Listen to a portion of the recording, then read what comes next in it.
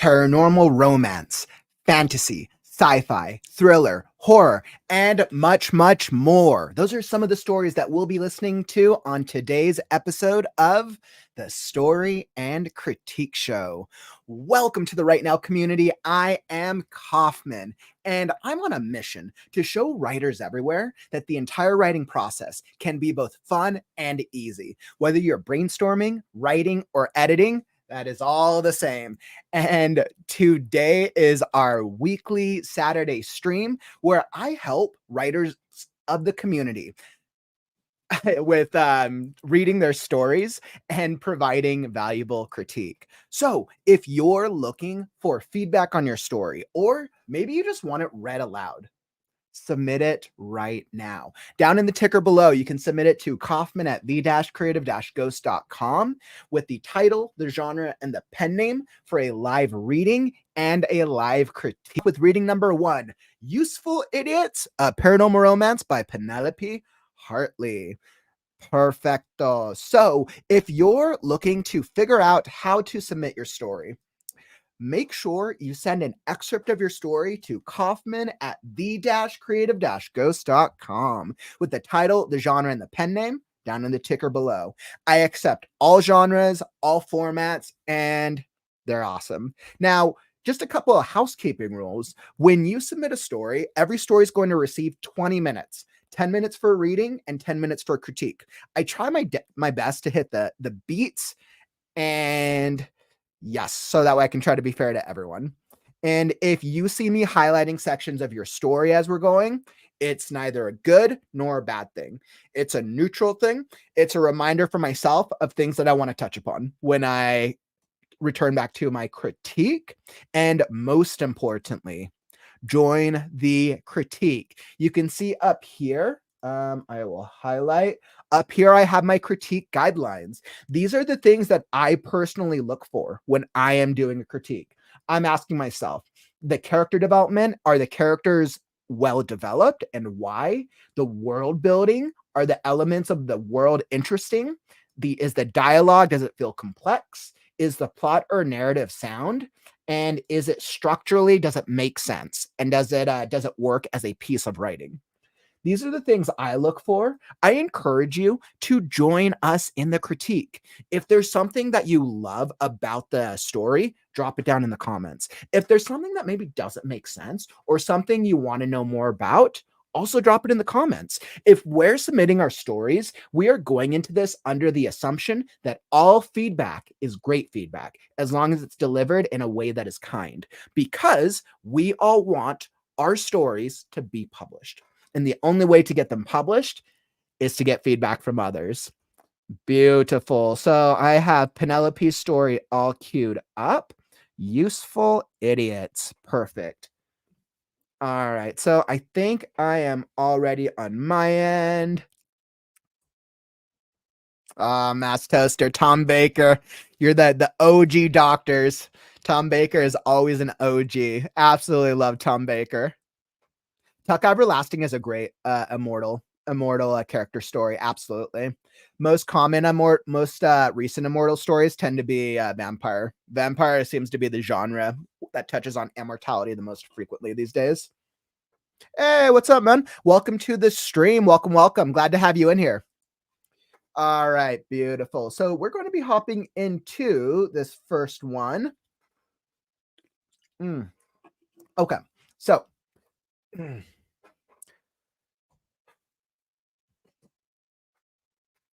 Useful Idiots, a Paranormal Romance by Penelope Hartley. 7, One Small Favor. When Tom had agreed to do one small favor for the siren, the madwoman, the space wizard who called herself Wizafina, he had not imagined it meant he would be trussed to a large wooden panel. Yet, here he was, just like an act in a circus sideshow. The one where the assistant is strapped to a large target, arms and legs pinned wide, where they wait for the knife thrower to take aim.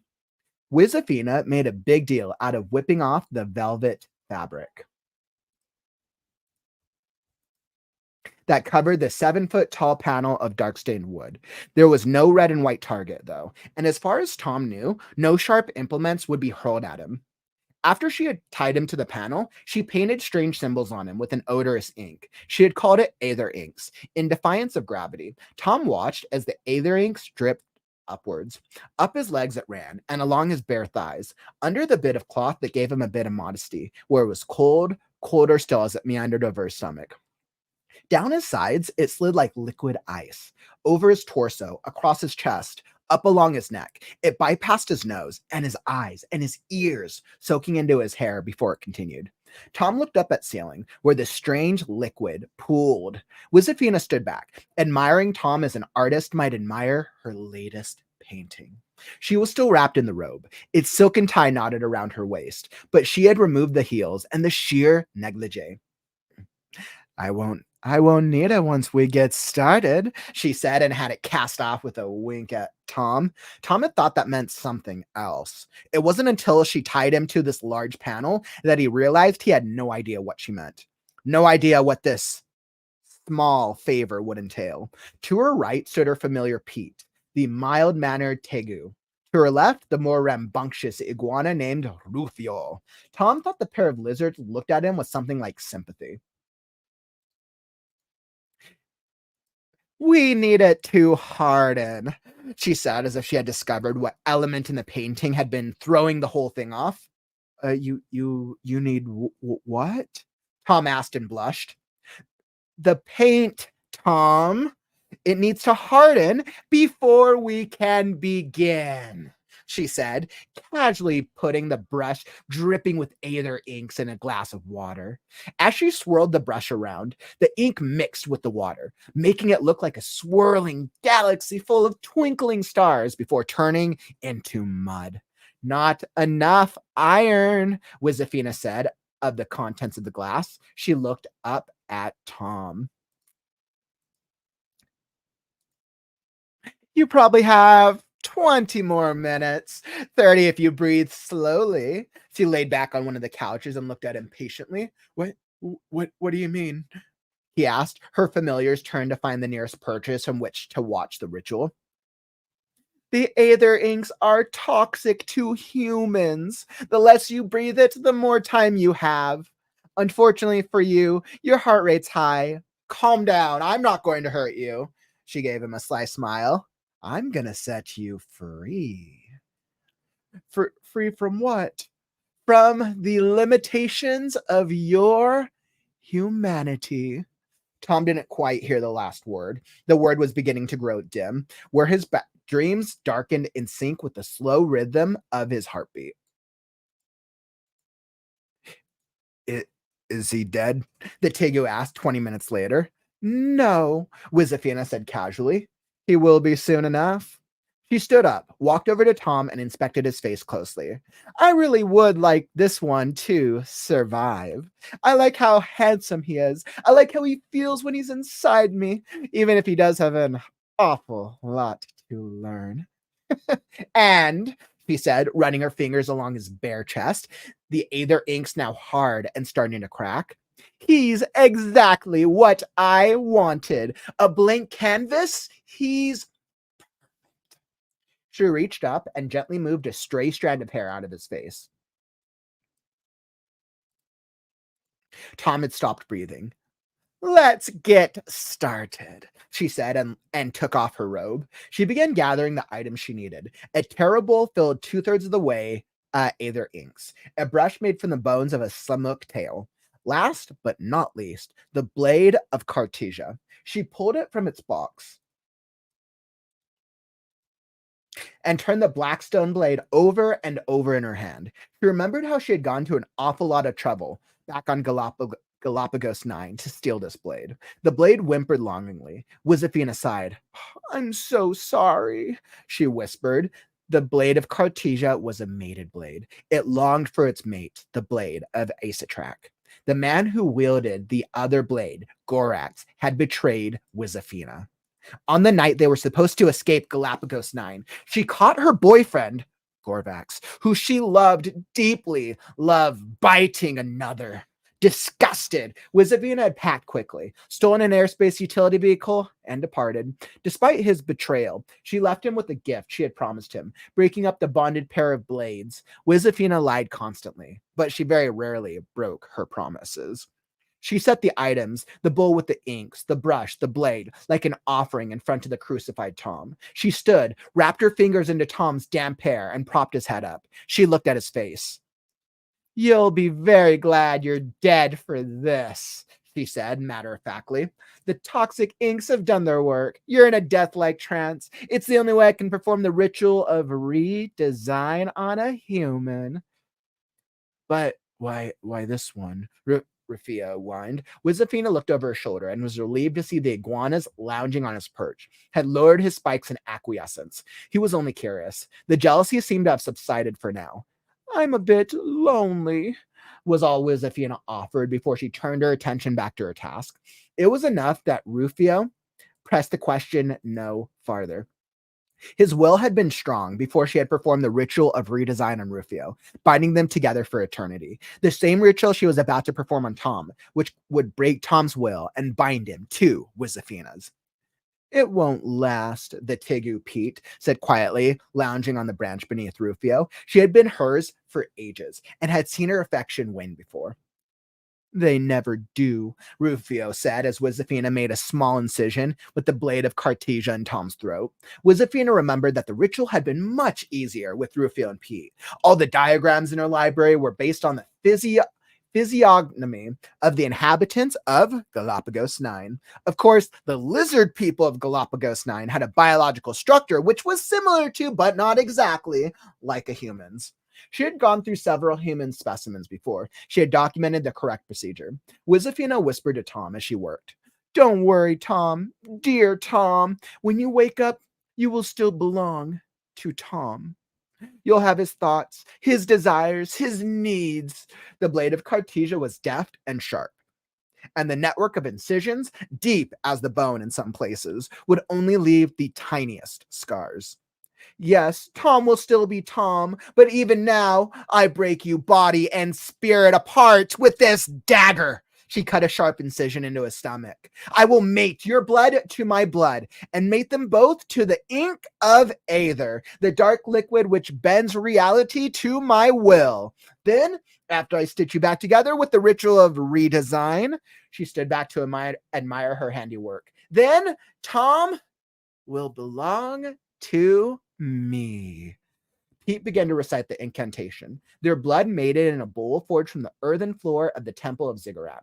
Their spirit bonded by the inks bled from the heart of a black hole, Rufio continued.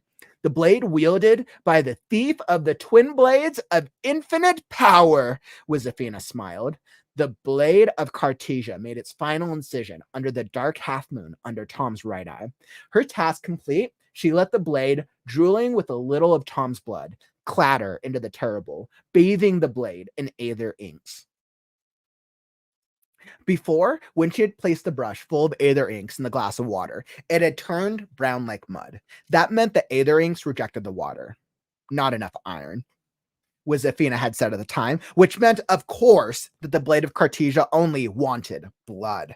Tom's blood mated with the inks. As they swirled together, Wizafina used her sharp canine tooth to pierce the skin of her thumb. She didn't wince as the tooth penetrated to the bone. She pressed 3 drops of her own blood into the bowl, and soon the magics had combined all in perfect measure. Wizafina took the Slamuk paintbrush and swirled it in the bubbling potion. Then she began to paint inks into each of Tom's incisions, connecting the 37 magical parts of the body with a grid of symbols.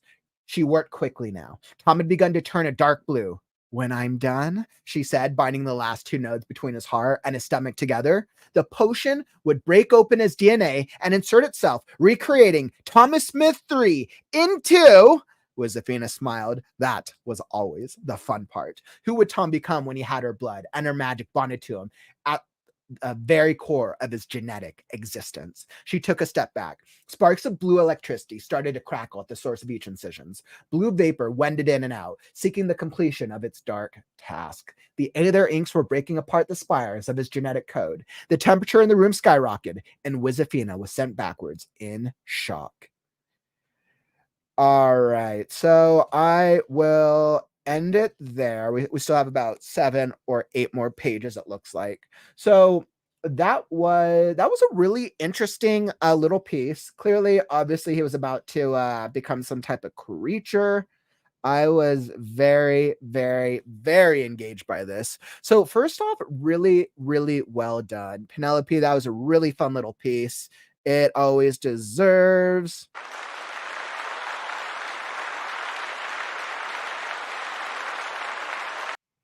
Excellent. So that was a fun little piece. I think what was most intriguing about it is the world. The world and the character development is very, very spot on. I felt like I was in a very distinct universe from the way that our main I mean the protagonist, like technically Tom, yeah, because you Wizafina is absolutely the protagonist of this. This is definitely an anti-hero type story. Um, and everything that you do with Wizafina is so unique, and what she brings to the universe is very clever. She I let's see, small for the siren, the madwoman, the space wizard. A space wizard, Wizafina, the space wizard.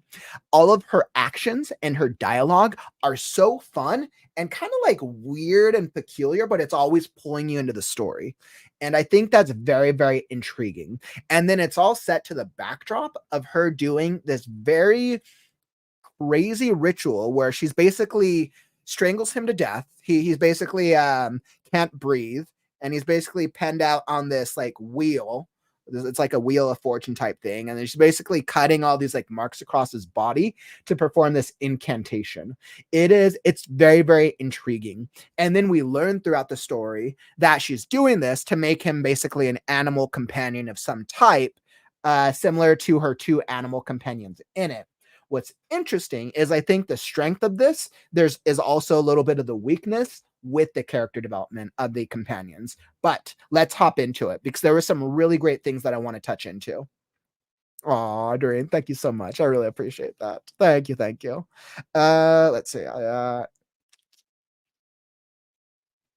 Oh, Courtney, by the way, I saw that you were, let's see, I'm going to be, yes, I saw, but yeah, so I'll pause this really quick. So Courtney, if you want to submit a story, definitely send it to Kaufman at the-creative-ghost.com.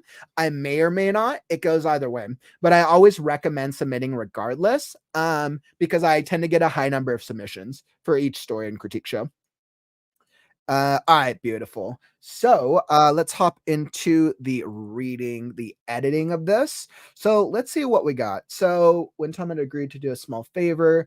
So yeah, there he was, just like an act in a circus sideshow. The one where the assistant is strapped to a large target, arms and legs, pin wide, where they wait for the knife thrower to take aim. This is an excellent use of description. It's very, very clear the position that Tom is in from the very get-go. And just by describing his position, we've already learned about the world building and probably the a foreshadowing of the plot, right? Clearly, he's strapped in some type of weird circus experiment. So then the plot makes us think like, okay, so is the story him going to be trying to get out or something happening to him? But since Wizafina is the main character, it's clear that Wizafina, the story is about her and this experiment that Tom is trapped in, or this ritual. So very well done. It's very clear from the beginning, the plot and the world of the story. Okay. So I think one of the biggest opportunities would be the companions. Let's see. So right now, to her right stood her familiar Pete, the mild-mannered Tegu. And this could just be me. I'm like, what's even a Tegu? I mean, clearly it's some type of lizard. Tegu, Argentine black and white Tegu. The Argentine black, also known as Argentine giant Tegu, the black and white or the huge Tegu, is a species of lizard in the family Teidae. Oh, so it's the largest of the tegu lizards. Okay, so tegu is basically an incredibly large lizard. So, okay, that totally makes sense. So to her left, the more rambunctious iguana named Rufia. So, okay, so she basically has two pets. She has a giant lizard and a giant iguana on either side. And they're described as being large. Tom thought the pair of lizards looked at him with something like sympathy. Perfect. So this is great, great, great foreshadowing. Now, my challenge with these sidekicks is, to me, okay, so they're described differently. It's clear to me one's a lizard, one's an iguana, but essentially they're both lizards. Right now, what it feels like is their personalities blend together a little bit for me. It feels like both. Now, if this is intentional, great work, keep it as is. But right now, I don't. To me, both Pete and Rufio kind of seem like the same character, and this could be intentional, right? If you want it to feel like, okay, well, I want all her like I want all of her familiars to feel like, okay, they're part of her like collection. But right now, I think the same effect could be achieved with one familiar. The same effect could be achieved with one familiar. If I was going to work on editing or rewriting this story, I think that's the only part of the narrative that I would really change. I would instead introduce one familiar, focus on that as a character development. And then, because you have such a short amount of time to work with the story, right? You could do two characters and do more character development, but I believe this is for an Amazon Vel. So like I'm pretty sure that this is for a short. You have to keep under a word count, which means because of the limit on word count, I would focus on one character, do that as a development, and give them a more extreme personality. Alternatively, you could keep the two characters, but give them completely contradicting personalities. That's another way to do it. It just takes a little bit more time. But yeah, I think that would be the one opportunity that I'd see for the piece right now. So that way they really stand out. Because Wizafina's character is like incredible. She's out there, she's crazy, she's doing her own thing. She is clear. But because her character is so extreme, and this is a really good note for if you're here in the audience, when you have an extreme character, it makes all the other characters feel bleh. Unless, and that could be the intent, right? Maybe if you're doing a hero story where the one character is like super awesome, super extreme, that's great. But when you have one extreme character, you got to make all the other characters extreme to some extent. So that way they all feel like they're in the same world and the same universe. Okay, perfect. So let's go. Let's hop back into this. Let's see. So she said we need to harden, dripping with aether inks in a glass of water. As she swirled the brush around, the ink mixed with the water, making it look like a swirling galaxy full of twinkling stars before turning it into mud. And one of the things that you do so well, Penelope, is once again your descriptions, your word choice. As she swirled the brush around, the ink mixed with the water, making it look like a swirling galaxy full of twinkling stars. That paints such a distinct and unique image. Swirling galaxy full of twinkling stars. That's fun. Very, very fun. Adds to the craziness of the world. And I think what works well is, even though she's doing this ritual, which is clearly going to kill him and turn him into a familiar, she believes in her heart of hearts that she's setting him free. That's why her character journey is so compelling, because she is a true believer of what she's doing. That is why we want to follow her journey, because she's crazy, but thinking of this like poor man like strapped to this wheel, we're like, she's bad. She's a bad character. But an anti-hero, we're like, oh, okay, but she has this like blind belief. So maybe I want to learn more about this to understand why she has this blind belief. So this is really, really good. And then she explains it. Let's see. He's exactly a blank canvas. He's perfect. Yep. So she's explaining it. This is good. This is very clear on what's going on.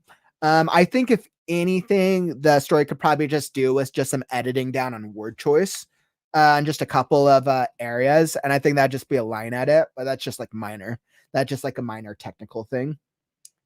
Let's see. She began gathering the items she needed. A turbo filled with 2/3. I think with numbers, I think you would still spell it out 2/3, but I forget what with fractions, if that's different. I believe that the rule of thumb for numbers is anything under 10, you spell it out. Anything over 10, you use the numerical symbol. But I just forgot for fractions. It might be like that, or you could have been right. I would just double check that. Let's see. This is fun. The blade of Cartesia was a mated blade. It longed for its mate, the blade of Asatrac. And so you have so much going on in this story, especially with these really cool names. So I think one of the last notes that I would highlight is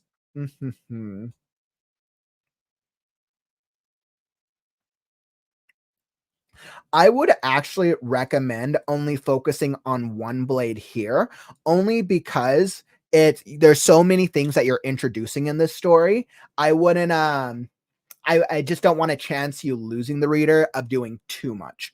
I'd rather focusing on this ritual. I would focus on the blade of Cartesia and then reference the blade of Aesatrak a little later if it is relevant to the story. Because I want to focus on the ritual and I want to keep learning about this ritual redesign because that's where the plot is focused. Additionally, yep, we get lonely. Additionally, she mentions her story of, let's see, I think it's a little bit down here. She mentions her story of how she came to, I think it's like how she came to be was Athena. She used her sharp canine tooth. That's an interesting one.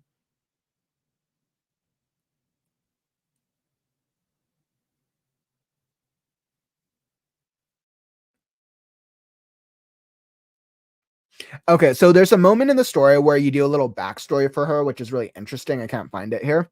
But what I would do is instead of describing it, because it was a moment it pulled me out of the reading or it pulled me out of the present moment because you were in the present moment with the ritual and then you did third person narrative of describing her backstory a little bit.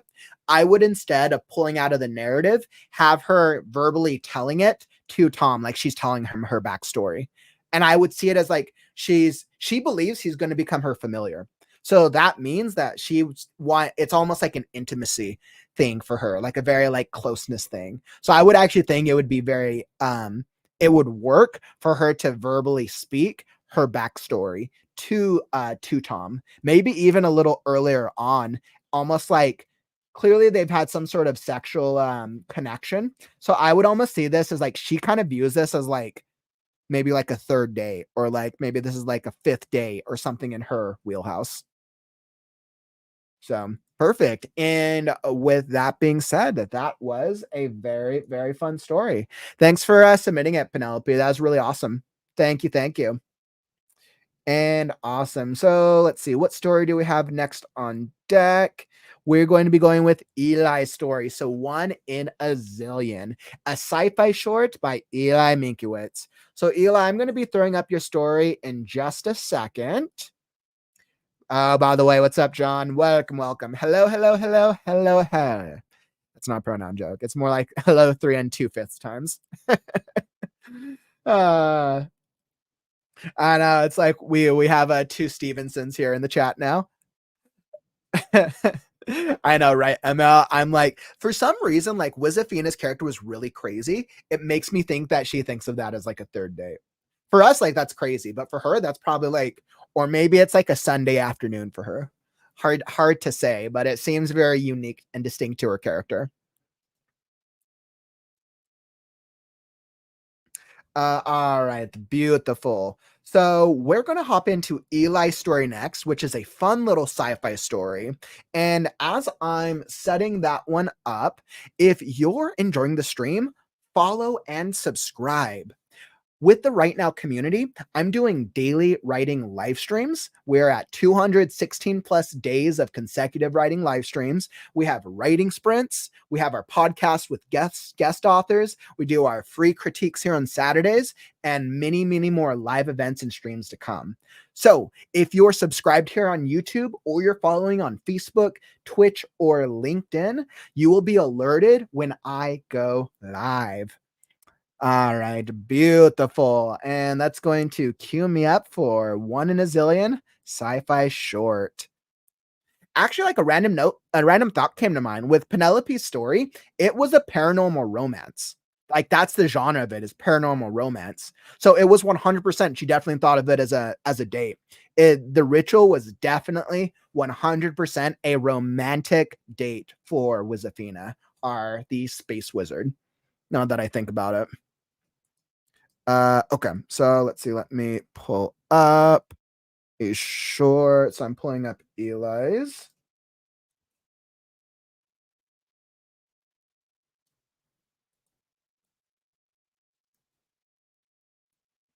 Awesome. And by the way, let's see. Please let me know.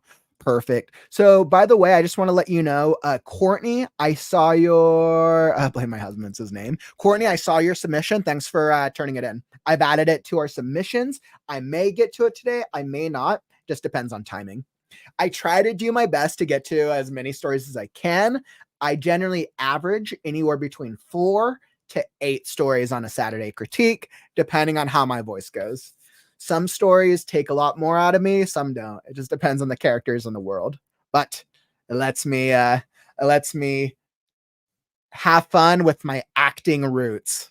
I definitely didn't think I'd get to do so much acting in some of these streams. Hey, what's up, Nil? Glad to have you in the stream, my friend. Nice. I was curious to see Penelope's writing after the writers group. Yeah. So, by the way, Nil mentioned our Right Now writers group. For those of you who don't know, every Wednesday, as part of the Right Now community, we host a live writers group. So if you need motivation, or like maybe you're like struggle with writing sometimes, or maybe you just want to talk about your writing with others, every Wednesday at 4 p.m. Pacific, 4, 5, 6, 7 p.m. Eastern time is the Right Now writers group. Whether you want to hop on the stream with us or just join us in the chat, we're meeting every single week. So definitely come join us if you're wanting to find a cool online writers group. Penelope is one of our writers group members, one of the Right Now writers group members. And I know she was talking about her story this past Wednesday.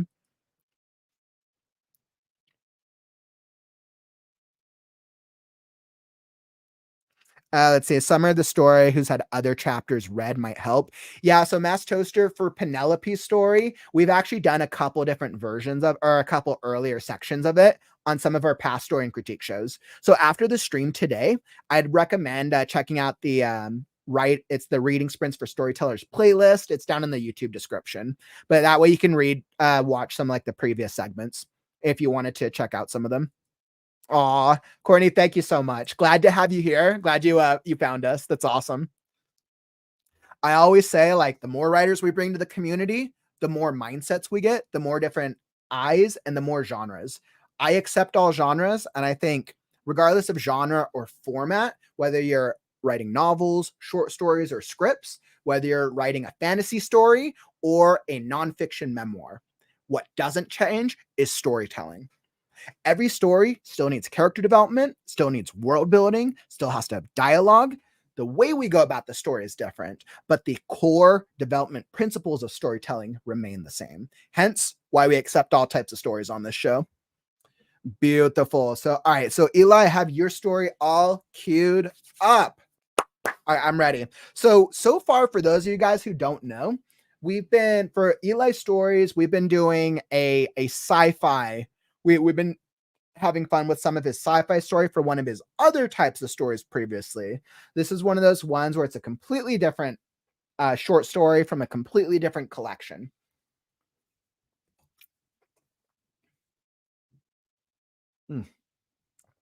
Gotta balance out the H2O with the energy drink. Okay, so I am all ready. a short from I want to make sure I say this right. A short from Styges of the Second Son collection. One in a Zillion. Poppy, is it true there used to be only one son? Freddie fought with all his 5-year-old might for as long as he could, but at least he laid his head down on his pillow and asked his grandfather to tell him a bedtime story. His bedroom was dark except for the bedside lamp, with its base the shape of a crouching tiger. His bed was cozy and warm, and its yellowish orangey plush sheets and overstuffed blankets enveloped Freddie like delightful swaddling clothes. The room was wallpapered with geometric honeycombs of lime green and pale pink on a stunning royal blue background, and on the ceiling was painted a map of the world centered on their house in the Pacific Northwest of the United States. The boy's eyes moved from the map to the window, and he could see that one of the suns was still sinking sluggishly below the horizon. It wasn't even full dark yet. Normally, Freddie would have been sent into conniptions at even the suggestion that he go to bed before full dark. But the boy had a terrifically exciting day of playing with his grandfather. And he was tired, even in the half-light haze. "Hmm, That's right, Freddie," his grandfather answered. "When I was your age, there was only one sun in the sky. That star that is now called Sol, even in everyday speech by working class men and women folk, used to be the undisputed king of the sky. Sure, there was the moon back then, and even a handful of the planets were around then. Mercury, Venus, Mars, Jupiter, Saturn, Uranus, and Neptune were there, and a handful of smaller, icier bodies that shone bright in the sky of a clear night. But Sol, the sun, shone bright in the day.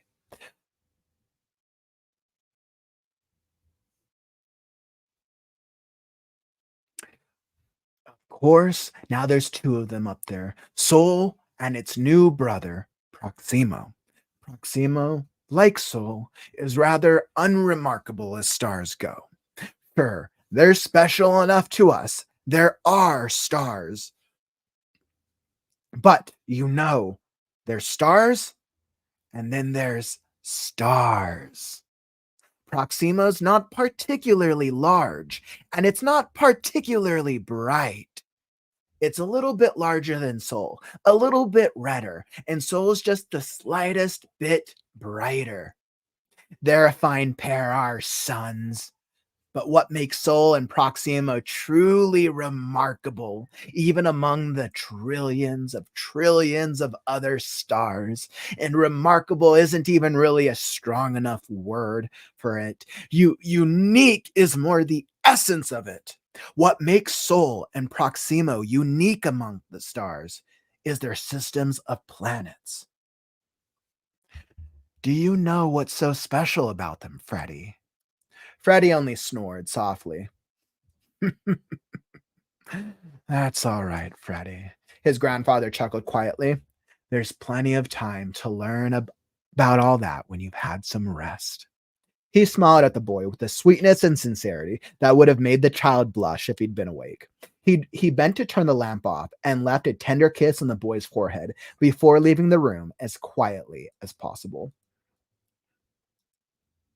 The man Freddie knew as Poppy was named Sterling Zoranis. He was 80 years old, but as he told his grandson, when he was 5 years old, there had indeed been only one sun in the sky. Proximo and its system hadn't arrived until he was 10. Sterling walked away from Freddie's room to the kitchen and found his daughter there, pouring herself a cup of coffee. She noticed him as she finished pouring and held the mug up to him. Plenty left. Want a cup? Sure. That sounds terrific. Thanks, Peg. No problem, his daughter replied, pulling another mug out of a cabinet above the coffee maker and pouring a second mug full of coffee. The two of them sat down at a small square table and sipped the steaming coffee out of their mugs. "Hmm, That boy of yours is really something special, Peg," Sterling said proudly after they'd sipped in silence for a moment. His daughter beamed and hid her face with another deep slurp of coffee. The two of you had quite a day today. I haven't seen you move like the two of you had quite a day today. I haven't seen you move like that, Dad, in 30 years. Sterling snorted a laugh out of one side of his mouth, trying to hide his grin.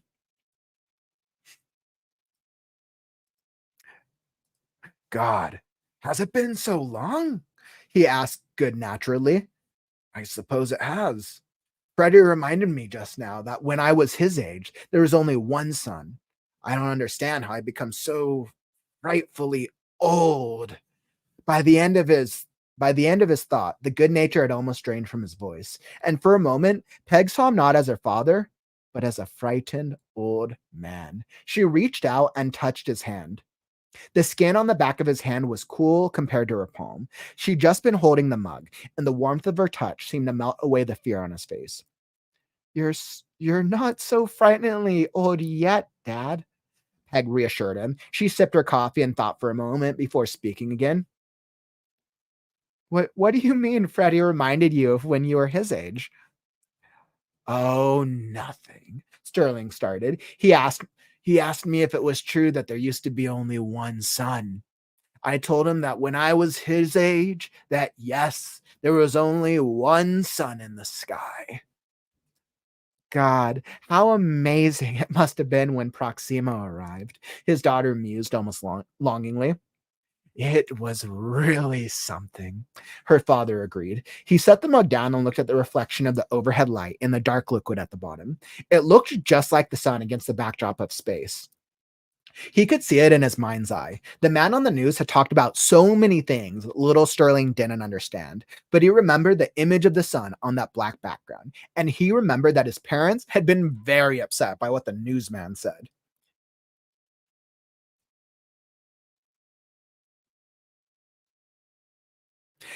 It's all sort of in pieces. You know how memories are, never as clear as you wish. I remember watching television, and my parents were very scared. It was probably the first time I ever saw my parents truly scared. Sort of does something to you, or it did me. At least, of course, I didn't understand why at the time. I was only 5 years old, mind you, and this has been in the early days when the Proximo system was just discovered. And scientists hadn't yet worked out that despite the staggering odds, there wasn't going to be any sort of immediate, short, or even middle term cataclysm caused by the rogue solar system heading straight at ours.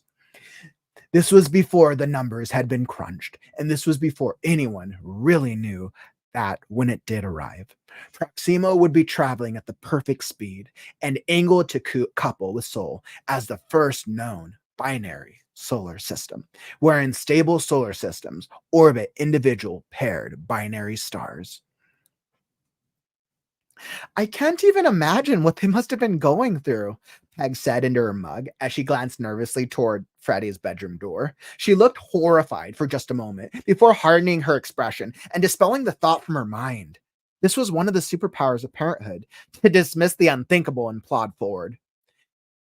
It was pandemonium until Franz presented his team's findings a few months later. They said that Proxima and its system had traveled to our part of space through a wormhole, which was why they seemed to come out of nowhere one day. While they couldn't say with complete certainty what had brought Proxima to us from across the vast ocean of space, the most likely explanation they could come up with was this. Once, Proximo had been part of a multi-body system of stars, which had over cosmic timescales destabilized and ejected Proximo and its system of planets as a rogue solar system into the wormhole. Of course, Franz wasn't widely believed, at least not at first. It was easy to see why. You couldn't find a man who looked less like a scientist was supposed to look. Fritz Franz was a Goliath of a man with a mane of thick, curly black hair that he made no attempt to contain, and a massive black thicket of a beard that he manicured likewise. He was huge, truly huge, Peg. 7 foot 4, maybe 5, 400 pounds, hands as big as baseball gloves, and legs muscled more like those of an ox than a man. Fritz Franz could have been the greatest athlete in the history of the world, but he just loved numbers. Numbers and the stars, he always said, and you'd never catch him in a bad mood without an enormous grin on his massive face and a cigar stuffed into one corner of his mouth.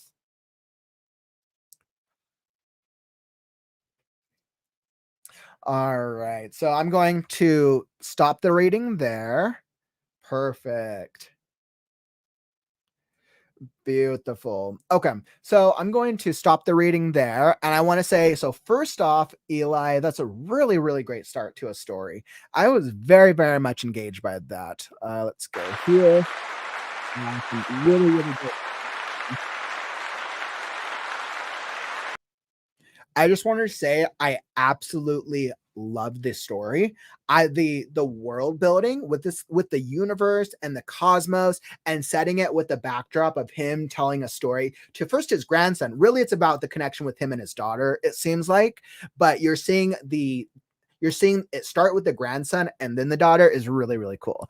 It creates this almost like familial bond. One of my favorite movies, books, that starts off with a grandfather reading to a grandchild is probably The Princess Bride, where it has that backdrop of it's all set to the backdrop of him telling a story. So I always love that type of setup. Really, really well done. I think one of the things that I love the most, I would say the strongest part of this story so far, because we only got, what was that? Maybe like 40%, 40% into it. So I'd say the strongest part of it was definitely the world building. Absolutely incredible. World building was really, really well done. My gut tells me the plot was actually going to be is overall probably really well done. I kept getting the sense that we're going to get some type of sucker punch of irony by the end of the story. So that I was very, very much intrigued with. I was like, I want to keep reading. I want to know how it's going to end now. So yeah, I would say world building and plot are definitely the best. I think the biggest opportunity for the story is actually the dialogue. I think there's just some opportunities for just editing it down a little bit so we can really focus on the story and the character development and what's going on. So perfect. Exactly. So I see a couple of comments here in the chat. Let's see. Yeah, John, I was detecting that setup as for an ironic ending as well. Most systems are binary, actually. In fact, ours shows signs that our sun could be paired with a cold sun, brown dwarf, or something. And that's really interesting. I don't know too much about space, but that sounds very intriguing. Let's see, Mike. Mike, I'm glad that you refreshed it. Yes, we're here. I don't know why it glitched up on you. That's weird. I don't think I've heard that before. But definitely, if there's ever technical issues, friends, definitely always give me a heads up if it's something on my end. Let's see. Really great world building. Completely agree. Really great world building. Maybe it's me, but I really did not get a good grasp on the character. So I completely agree with the world building. And I think that's actually an opportunity as well.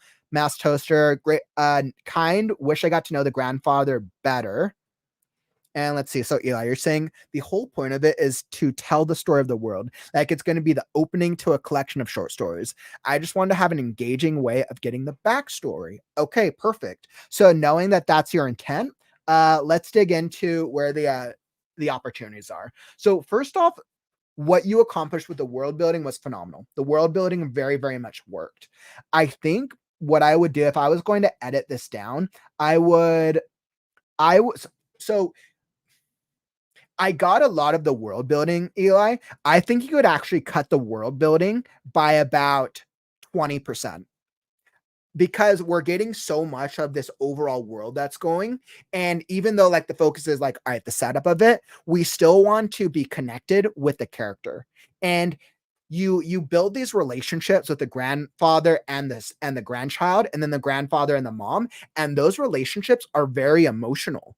Those relationships are really close. And even the daughter at one point talks to him about like, oh, you're not old, dad. And the the uh the fact that he's like an old man and that he's kind of telling this incredible story makes us want to bond with the grandfather character even more. Like it almost feels like might be like this story might be like one of his like last like great epics that he's ever going to tell, or he could have many more stories. But I think focusing really in on the fact that the grandfather, like he wants to share this story with his family.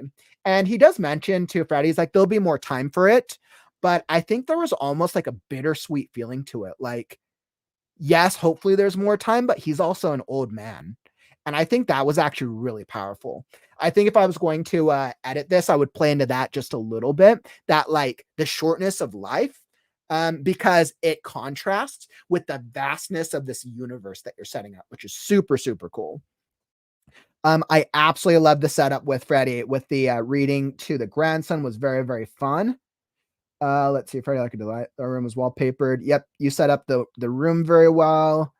That's right, Freddie. When I was your age, there was only one sun, the star that is now called Sol. Yep, you go through that. Planets were around. The Neptune was there, and a handful of smaller, icier bodies. Yeah, so I think what I would do with this is so actually let's just see. I'm just curious. Freddy only snorts off his grandfather. There's plenty of time to learn all about. Oh, that's actually not too bad. So I'm just kind of looking at how much there was of the story itself. Poppy. No, so I would say there's about one. And that actually wasn't too bad. That's all right, Freddy. Mixel and Proxima. So okay, so that's really interesting. So technically, you really only started him with about 3 paragraphs of storytelling before you got to him falling asleep. I think what I would do for the description of the room is I would just cut down on the description a little bit. Because I think I want to get to the world building, even though his room is really setting up the world building well. My guess is the boy's room isn't going to be incredibly important to the overall narrative. So I would just cut down on this description just a little bit. Get to a story, which is great. Even a handful of planets were around them. This is good because this is setting up the world. This first one was great. Talking about Proxima is interesting. I would cut down a little bit on the detail, and I want to focus specifically on Proxima. Proxima, like so, is rather unremarkable. Stars go. Sure, they're special enough to be our stars, but there's stars and there's stars. That is so beautiful. This moment is right here. I would almost have ended this thing on this specific paragraph on, but there's stars and then there's stars. As the grandfather looked up into the night sky, a star shining brightly. Because this is really powerful. But what makes Sol and Proxima truly remarkable. And then, so I would have actually cut this part, move straight to here, but what makes Sol and Proxima truly remarkable. And then that was fine. So I would have just cut it down, and that's just more brevity, right? Because world building, there's so much that we need to accomplish with world building, and you don't want to chance losing the reader because you want to balance them being invested in the world, but then also being intrigued by the characters. This is such a great moment. This is such a beautiful moment. Like, he's asleep already because we can picture that. That's like heartwarming.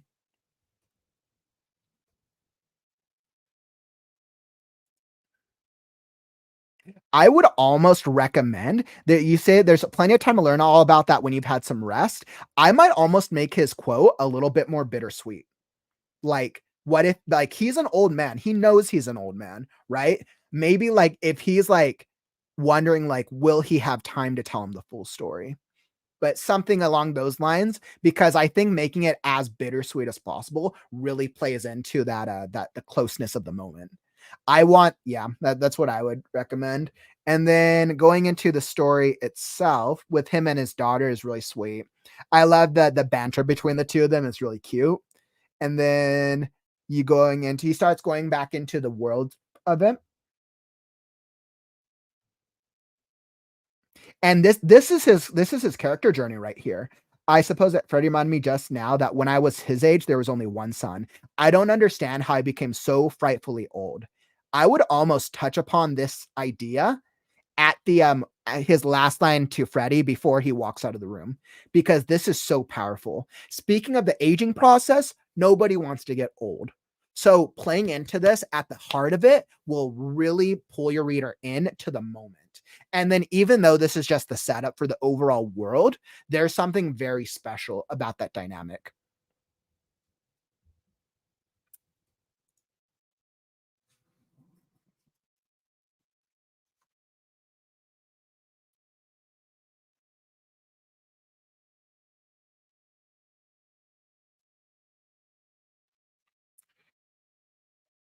Hmm.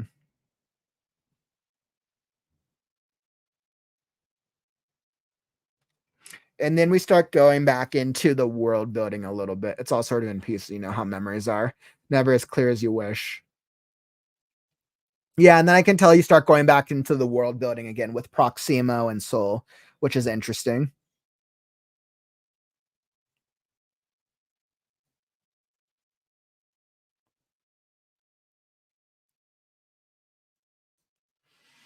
Yeah. So I think that's pretty cool. And I can tell you're going to dig more into the world of itself between the grandfather and his daughter. So I can tell that's what you're kind of setting up for, to do more of that, to build up the world, and then their relationship is the secondary focus of it. Hmm. Yeah, so that was all really interesting. Let's see. Let me check the chat.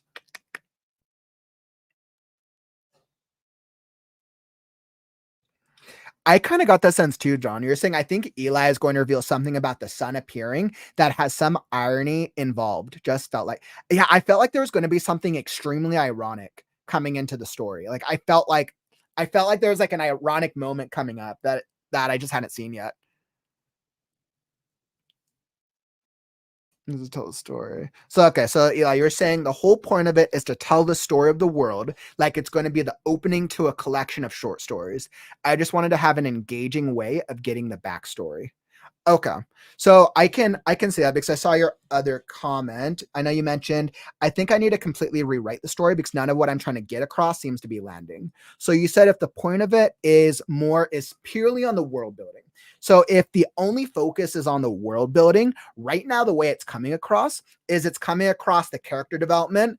The character development, okay, and yeah, this is just a good call out. So the character development comes across a little stronger because of the closeness of the moment and how much the the idea of aging can really resonate with people.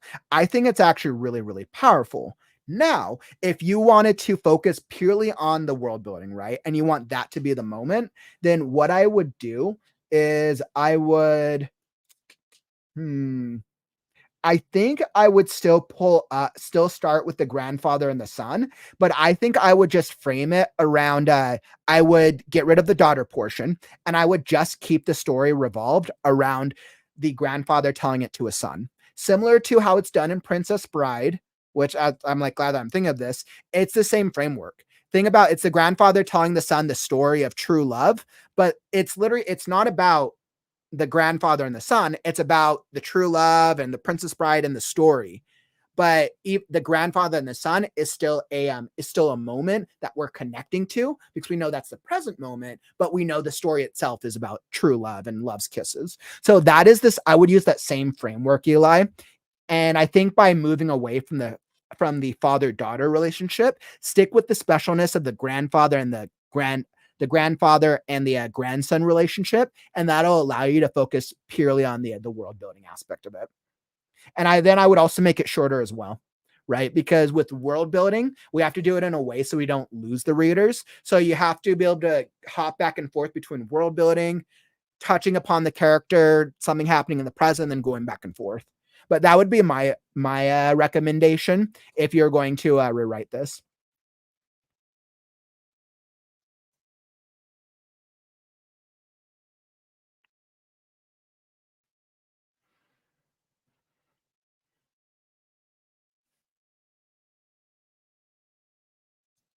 Yeah, that's a good question. Like, is it just me, or should the talk with the grandson be spoken in a younger tone and expand with the adult daughter? I kind of thought that as well. I considered that for a moment, but I think the grandfather, and this is kind of what we thought. I think the grandfather was kind of more telling the story to himself in a way, kind of like how he was reliving it. So like I don't think this is one of those stories where it feels like he would say it differently to his grandson simply because it feels like it's more that he's reliving it. I might touch upon maybe him doing different voices potentially as like a story time.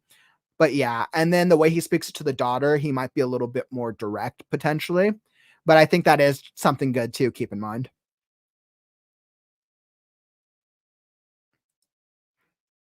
Yeah, having the grandpa tell us his point of view on the day of the second son. Oh yeah, Eli, another way you could go about this. Let's see. I was thinking that Courtney at the that's a good call. I was thinking that Courtney, if the grandson kept saying why to everything like little kids do, it would show it really would. Like if you have the grandson interrupting, be like, but why? That does so like the stars, so like the star, like the sun up in the sky, like my space book. There's so many different things you could do to interject in there.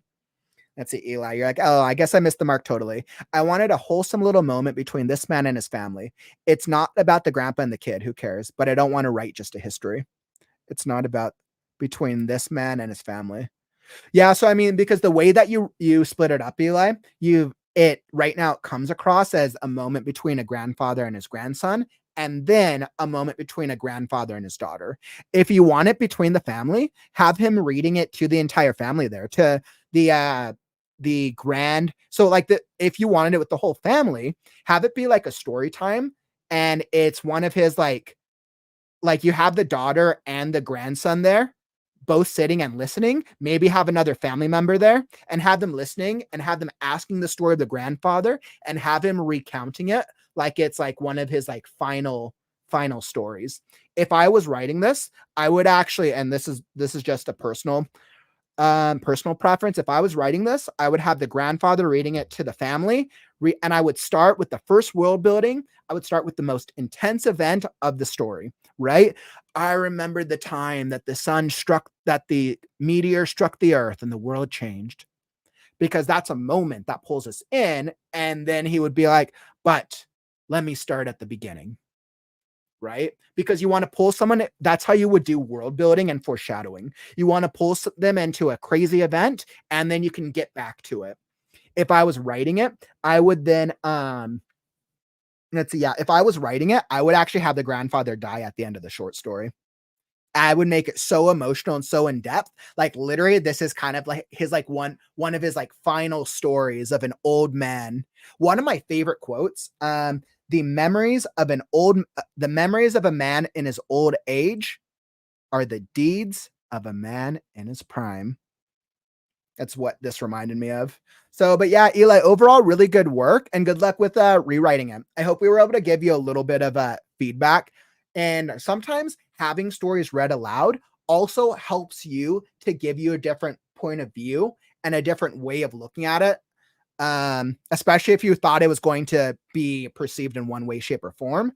This is why stories need to be read by an alpha reader, a beta reader, or somebody outside of yourself, or you reading it out loud to yourself, because this happens sometimes, right? We write a story, we have it in our mind, like, yeah, this is how it's going to come across, and then it doesn't. So that's why this part of the process is so critical. But Eli, thank you. Regardless of your intent, it was very well written. Once again, your writing style is impressive and continues to impress, my man. Thank you again for submitting that. Let's see. And what do we got? That would have been another good one. Or the kid asking for what happened on the day the sun appeared. Yeah, there's so many ways you could go about it. Like you could switch off between the kid asking questions or the mom be like, Dad, I don't remember that part of the story. Tell me more. Or maybe there's a cousin, or maybe there's her husband, the father. There's a couple of different ways. Yeah, there's different ways you could go about it.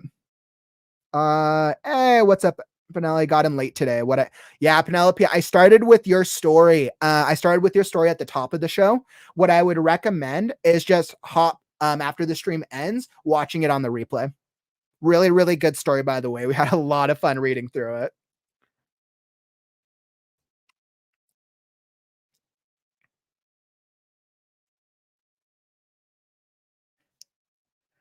All right, beautiful. So that was definitely a really fun story to read. Eli, thank you. Thank you for submitting that.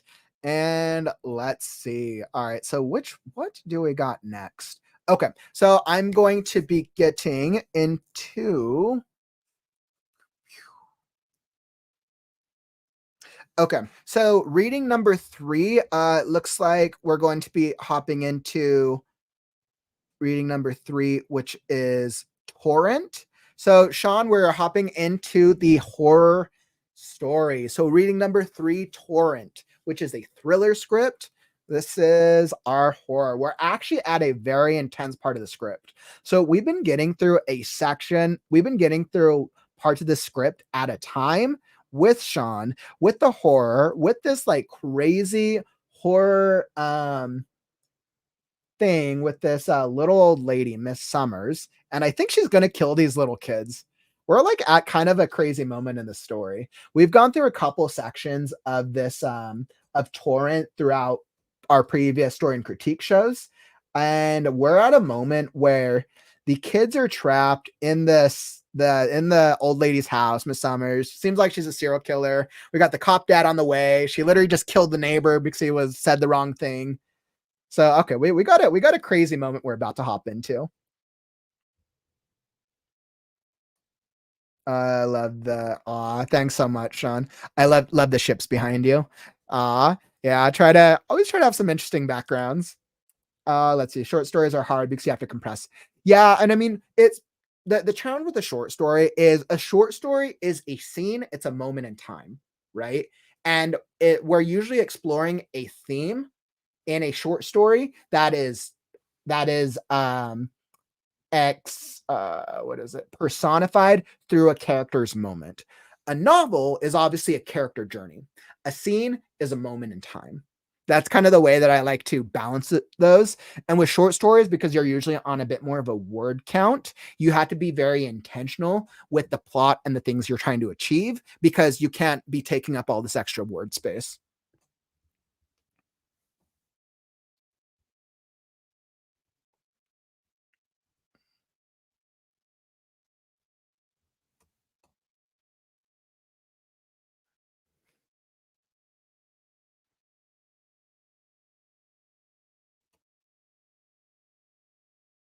Yeah, Eli. So what it says, because I'm reading your comment, because it sounds like your didn't it didn't come out the way that you anticipated. I think I feel like that I was going for didn't come out at all. Kind of disappointing. I totally get that, especially when we write a story and we have expectations. And I think Eli, this is always a really good call out, right? So I think when we put out our stories to writing groups, when we put our stories out in the world, something that we have to keep in mind as writers is that we can write it with an intent, but we cannot control the way that the world chooses to perceive it. We can do our best to develop a story in a way, but the world is going to consume your stories. And Eli, not just you, but just our stories in general. The world, the internet, the media is going to choose how they want to consume your stories. Hence a reason why going viral, why these best-selling books, why sometimes we don't have control over it because people choose how they want to consume it, how they want to view it. So we have to make sure that we have clear expectations for ourselves of what does success look like, right? And then like with things like these, like for me, like if I write a story and it comes out differently than what I expected, for me, I'm like, okay, so then I treat that as a learning opportunity. And I'm like, okay, well, what could I have done differently for it to have targeted, for it to have been received the way that I wanted it to be received? And Eli, also what I want to highlight is that your writing is incredible. So definitely don't feel disappointed or don't feel down on yourself because your writing skill level is wonderful. Very, very awesome. And I think regardless of the feedback, the type of story, even though you didn't intend for it to be received one way, it was received in a completely different way that was also emotionally heartwarming. And the moments that you had created is actually kind of difficult to achieve. Those family moments that you did create are as difficult to achieve. So you should definitely be proud of the fact that you embarked on it, that you have the fearlessness and the courage to put it out there, and that you've created this whole short story collection. That's awesome. There's a reason that short stories are hard. So I just wanted to put that out there, Eli, because I definitely I want you to feel proud of putting stuff out there and then taking them as learning opportunities. Okay, let's see. Possible. Awesome. So let me hop into your script, Sean. Possible new title: Summer's Rain. Thanks for all the suggestions last week. Woo! Excellent. Ooh, I like that. Summer's Rain. I kind of like that, Sean. I am totally going to change this. Summer's Rain. I really like that. I totally changed the ticker now. Summer's Rain. So this is the third excerpt we're going to get into. And by the way, if you're enjoying the stream, share this with a friend. Tap that share button. Let's see, down here. So tap that share button, put it out there, help bring other writers to the community. The more perspectives we get, the more feedback, the more voices, the more style, the cooler it is. So smash that share button and help bring more writers to the growing community right now. Beautiful. And I have your story all queued up, Sean. Wonderful. So we're going to be hopping into potentially the potential titling of Summer's Rain.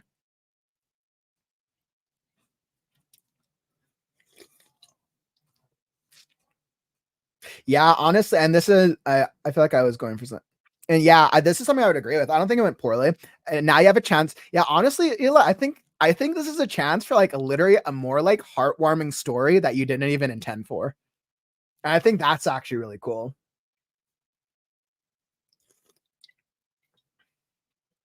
Yeah, oh yeah, that's right, ML. Because I know you wanted to ask Penelope about Bella. Yeah, ML, reach out to Penelope over on Bella or over on Facebook.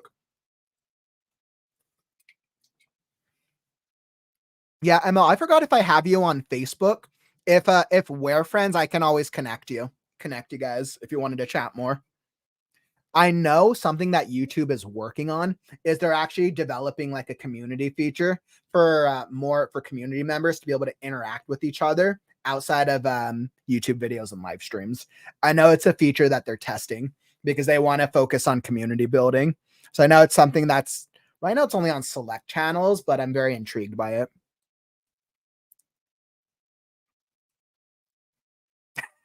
All right, guys. So if anybody wants to chat about Midwestern traffic jams, Penelope is the one to go to. Not about her riding with the Wizafina, the space wizard, only about Midwestern traffic jams.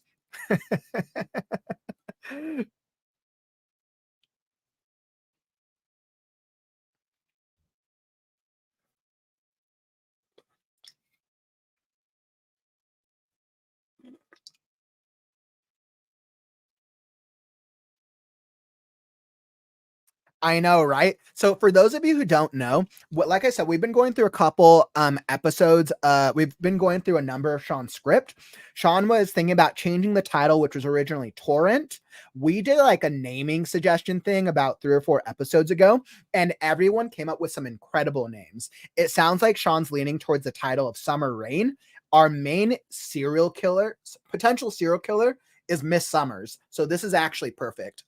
I'm like super stoked to get into this. Okay. So we're at once again a crazy moment. All right. So we're at a crazy moment of the story. Miss Summers just killed the neighbor. She hid the neighbor. The 2 boys are at her place. They're kind of trapped. It was like this whole thing with them getting asking for a ride, and she recognized them. And now the dad pinged their phones, and the dad's on the way, who's the cop and one of the heroes. And craziness is about to ensue, I can tell. Okay.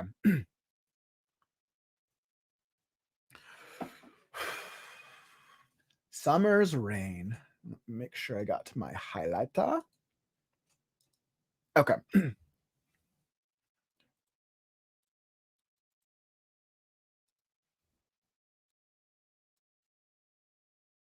Okay.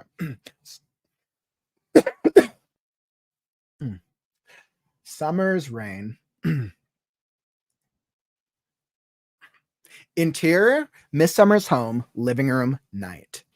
Eric sits on the couch watching the news. As the program goes into commercials, he decides to explore his surroundings. With the TV's brightness filling the room, Eric sees the extent of the living room. Random clothes on the floor, dark smears all over the walls. Eric picks up what is obviously a man's shoe and examines it.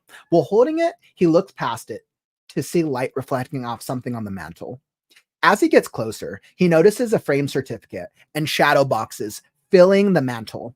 Upon closer look, the top of the certificate reads, Certified Medical Surgical Registered Nurse, followed by the name Cynthia Summers.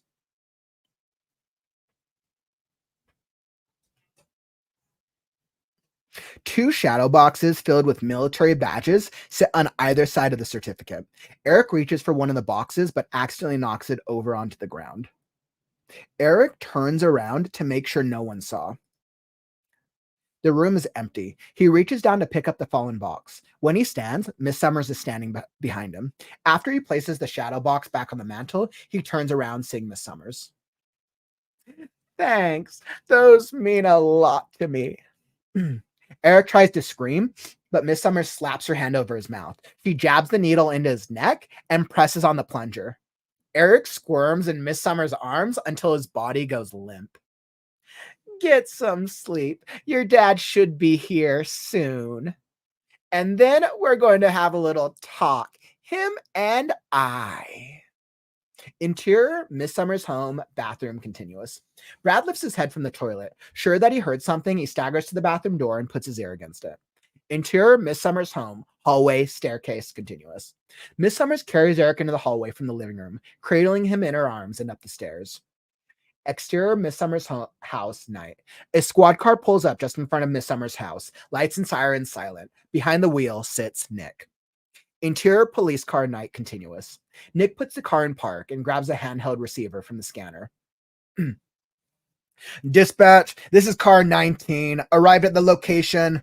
Once again, everything seems fine. I will take a quick look to see. Oh, son of a bitch. Take a quick look around. Nick watches as headlights from a speeding car pull up the street and recklessly parks by the curb. Billy jumps out of the car, just then noticing the squad car parked in front of Miss Summers' home. Hold, dispatch. Billy runs up to Nick in the car and pounds on the window. Nick puts down the receiver, opening the door to a frantic Billy. My kid's phone pings to this location, Nick. Slow down. They weren't there when I brought the car home. Their phone is in her house. Interior, Miss Summers' home, master bedroom, night.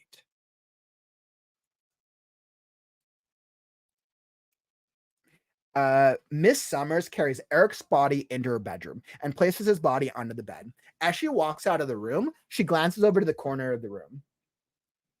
So many bodies, so little time. Keep an eye on this one. She shuts the door, and as it locks, the still figure of a man stares towards the bed from the shadows. Interior, Miss Summers' home, hallway, staircase, continuous. Miss Summers walks to the bottom of the stairs quietly. Her walking is muted by the TV that is still on. She turns the corner where a bright light protrudes from the bathroom. Walking towards the bathroom, she notices the door is wide open. She peeks her head around the corner to look inside. The room is empty. Aren't we the sly one? The television suddenly shuts off. Miss Summers looks down the hallway. She walks toward the living room, slowly pulling a syringe from her pocket. Miss Summers? Miss Summers freezes in her tracks, unable to tell where the voice is coming from. Brad steps into the hallway from the living room. Miss Summers' eyes adjust to the darkness. Brad is holding the hunting knife from the cabinet. Where's my brother? He's upstairs, sweetie. Here, I will take you to see him. What have you done with him? He's fine, Bradley. I wouldn't hurt either of you. This has nothing to do with... Liar! Suddenly, Brad runs toward Miss Summers, knife outstretched. Miss Summers runs. Bradley, stop! Interior, Miss Summers' home, kitchen continuous. Miss Summers turns into the kitchen, but is tackled by Brad. Her head hits the floor with a loud crack. Brad stands over her. Blood slowly stains the tiles under her head. Brad watches as she lays there motionless. Begin flashback. Interior, Wallace's old house, night. Brad and Eric stand over the body of their mother, laying on the floor, blood surrounding her body. End flashback. Interior, Miss Summers' home, continuous, kitchen continuous. Brad drops the knife, staring at the body until he realizes, Eric! Brad runs out of the kitchen and heads upstairs. Exterior, Miss Summers' house, night. Nick and Billy stand in the rain by Nick's squad car. You need to calm down right now. Seriously, they weren't home, so I pinged their phone and it gave me this location. Miss Summers' home? You have to believe me. You think Miss Summers is a kidnapper? All I'm saying is, if my kids are in there, I'm getting them out. It would be nice if you had my back. You're fucking crazy, you know that? If we do this, we do it by the book, all right? We don't just go burst in there tearing the place apart. You hear me? Billy begins to run towards Miss Summers' house. He turns to Nick, still standing by the car. Nick looks up to the light emitting from the second-story windows. He unsaps the latch over the gun in his holster as he catches up to Billy. Interior, Miss Summers' home, master bedroom, night. Eric lays on the bed, still unconscious. The door frame to the room buckles with every pound on the door. Finally, the frame gives as Brad breaks through. He runs over to Eric and tries to wake him. Eric doesn't move. What did she do to you? Brad looks around for anything that might be able to help him wake Eric when he sees the taxidermic body of Detective Garcia in the corner. He slowly walks up to the upright corpse, never once taking his eyes off of it. Standing a mere feet from it, his fear shows on his face. Oh no. Brad runs back over to Eric and shakes him. Eric moans but does not wake. Brad hears the front door downstairs. Officer Lewis, is anyone here? Oh no. Brad grabs Eric off the bed, puts his arm under Eric's shoulders, and heads further into the bedroom. Eric tries to use his legs, but they're still heavy from the drug. Brad sees another room just off the bedroom and enters, closing the door behind. Interior Miss Summers' home, hallway continuous. Nick and Billy stand just inside the doorway. Miss Summers, are you home? No answer. Nick motions that he will take the upstairs as he begins his climb to the second floor. Billy motions he will take the downstairs, walking down the hallway towards the kitchen.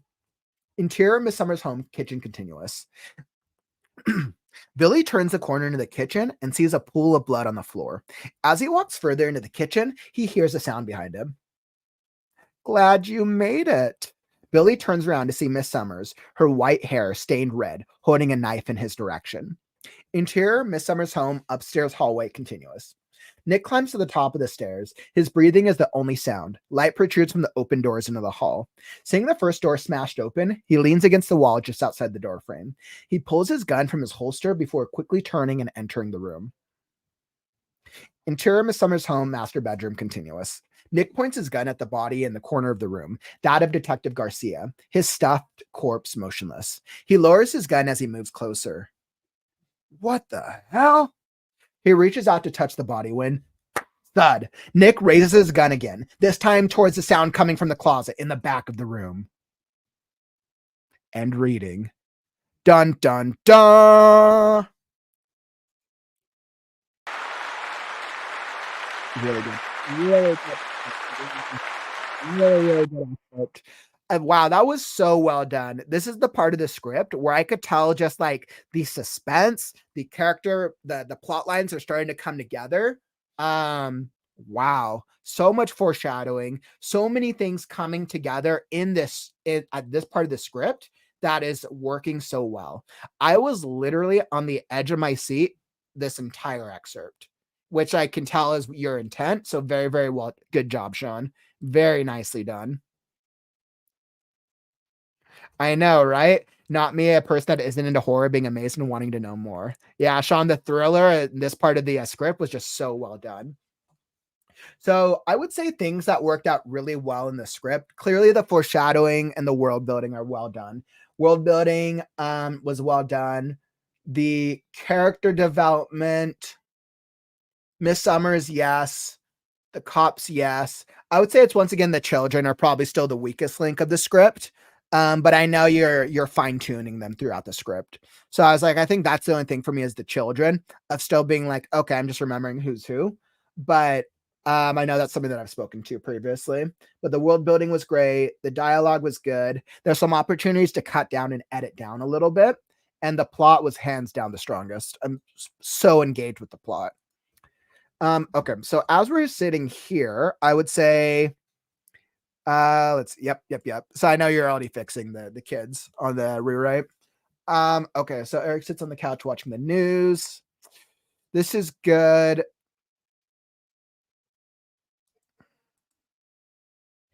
I would say with this, I don't even think you need him still sitting on the couch. I would just get to the motion of him. Literally, the news is on the TV and him walking to the wall. He's a little kid, so him being fidgety or wanting to walk around is very normal. So I would like condense these first paragraphs into one, get him walking to the wall. And I see that him picking up the shoe because that's leading to the certificate. Like that works. So then we get the backstory. She is a registered medical surgical nurse. That's good.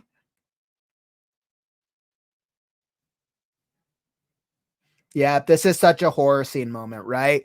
You see he sees the thing that leads him to the thing we want him to see. He drops something, he picks it up, he stands up, she's right there behind him, right? That's such a classic horror thriller moment. Very, very well done. He turns, thanks, those mean a lot to me. I tries to scream, but Miss Summer slaps her hand.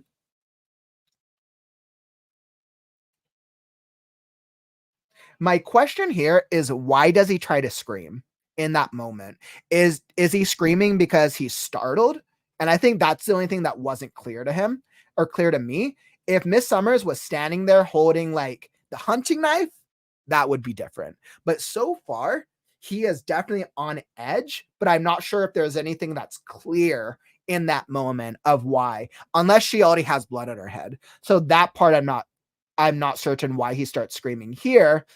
And I think it, unless she's standing, or you would just clarify if she's, I have to have, yeah, it's that more than anything. Yeah, so literally that would be easily fixed. He turns around seeing Miss Summers holding a needle in the air as she presses it lightly and a little bit squirts out. That's like the thing you see with horror movies. I think back to like a moment from like Dexter because yeah, that would, I would actually reference Sean, I would reference a Dexter scene because Dexter the show gets all his victims or all the bad guys with a needle, and I'm sure that's described the way it's done in the scripts itself. So that's something I would recommend referencing. But this is good. Get some sleep. Your dad should be here soon. And this is incredible. Up until this moment, we thought the dad finding the phone, we thought it was all unintentional. And then the fact that she knows the dad's coming, I'm like, good job. Really good job. Up until this moment, we thought that Miss Summers was just being an old lady and she had let the kids get the best of her. No, she intentionally led the kids upstairs. She intentionally had the phone get ping because the whole point of it is she wants to have a one-on-one with Billy. So very well done. I wasn't expecting that. Good job. Yep, with Brad, that's good. This is all good thriller horror scene stuff.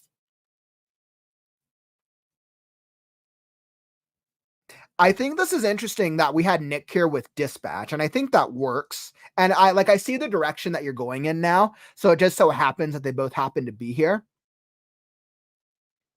That's right, because it was Dispatch because the neighbors had called. That makes sense. Okay, so that actually makes sense. Oh yeah, we don't know why she's a serial killer yet. We don't know why she is a killer. That hasn't been displayed yet. Great question. I have the same question. My guess is it's a plot point that's coming up. Let's see, Dispatch. What we do know about Miss Summers so far is that she had a grandson who was killed by some type of gang member. She's been researching a lot into Billy and his family. She wants to have a one-on-one with him, hence why she lured the kids here. We also know with Miss Summers that she has a thing against the neighbors, and she just killed one of the neighbors who she was very friendly with, but she killed him because he was in the way. And then she also killed Officer Nick's former partner, Garcia, and has turned him into a taxidermy thing, which was the very opening scene of the script.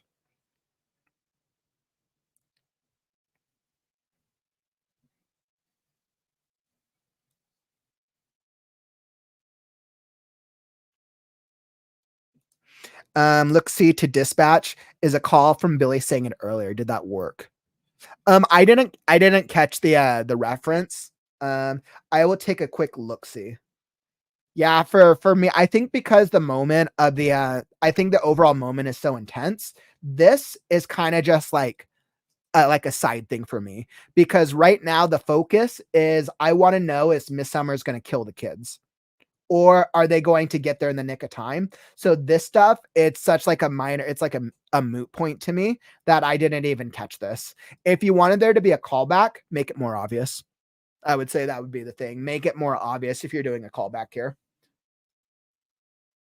Or if it's like a thing like that, make it more evident throughout. Kind of like with the birthday comment from one of the previous excerpts. You just have to make it more obvious and more consistent as it's kind of like an inside callback.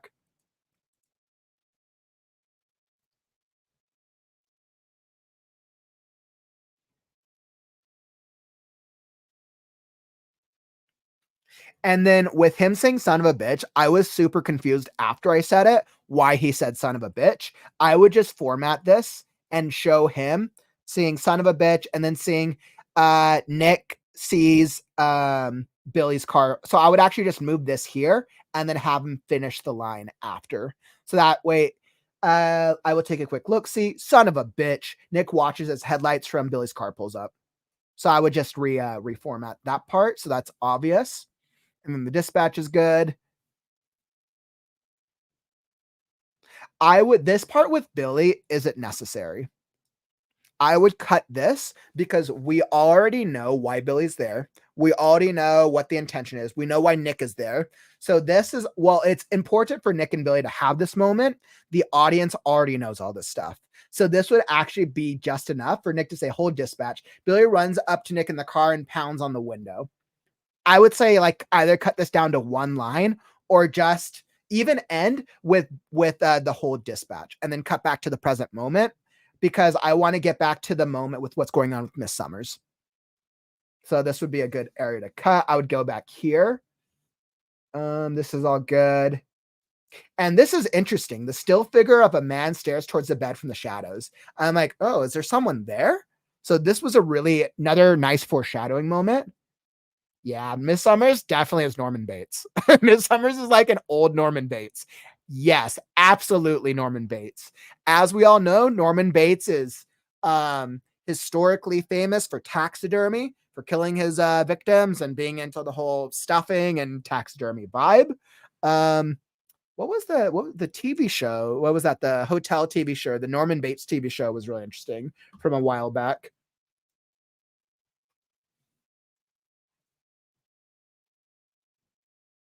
Oh yeah, I totally didn't get that. I thought he was saying son of a bitch because he saw Billy's car pull in. But yeah, so I would just clean that up. Miss Summers walks to the bottom of the stairs. Her walkway is muted by the TV. And then all this stuff here is good.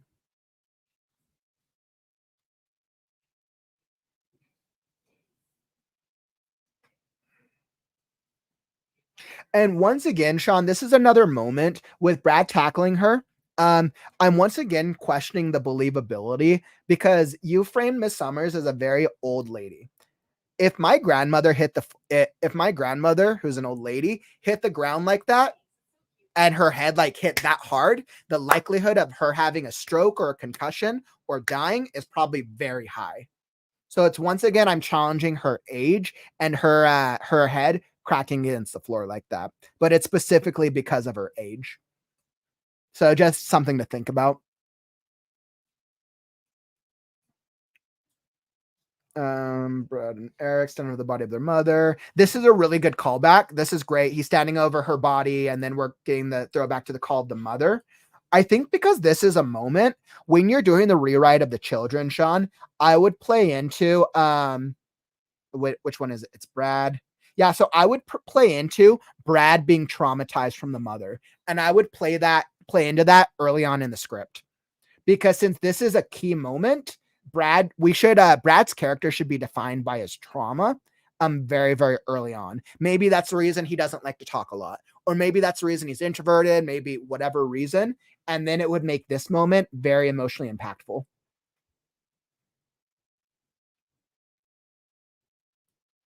And then this is good. And I see the direction you're going, right? Billy's going down to confront Miss Summer.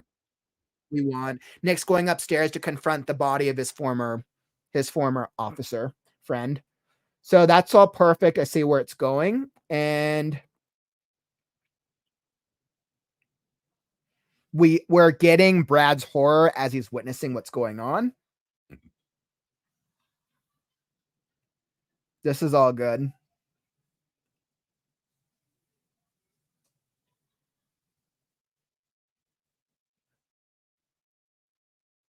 Yeah. Okay. So, and then the rest of this is good. I have no notes or no comments on the rest of it, Sean, because the rest of it is basically just action that's moving the plot forward. So the rest of it is good. I'm intrigued. I want to know what's going to happen next. Really good job, my friend. Really, really good job. I am so interested. Like, I want to know, like, why is Miss Summers the killer? Right? Why is she doing what she's doing? Which my guess is we're about to get that in the Billy and Miss Summers conversation. I want to know what is it that Nick's about to see, because you've suggested it's the taxidermy friend or the taxidermy former officer. Something tells me that you've got another twist up your sleeve. And then are the kids going to be all right? And what else is going on? So really, really great setup. We're clearly at a very intense moment of the script. So really great work, my friend. Thanks again for submitting it and looking forward to future readings. All right, beautiful. So I feel like that was really, really good. I had a fun time reading that section. What did if you're here in the stream or you're watching this on the replay, did you enjoy that? What how'd you feel about that last little reading? It's always such a different vibe with scripts, but I always love balancing like a scripts and then stories and scripts and stories. I think that's really cool. Plus, we've literally gotten excerpts from almost every single we're getting such different genres today, which has been awesome. Okay, so let me pull up my so as you guys can see with my backdrop, clearly I'm traveling today. So I'm out of my normal studio, hence some of my logistics taking me a little longer than expected. So let me I got to pull up my next excerpt because it just randomly disappeared. Bear with me just a second.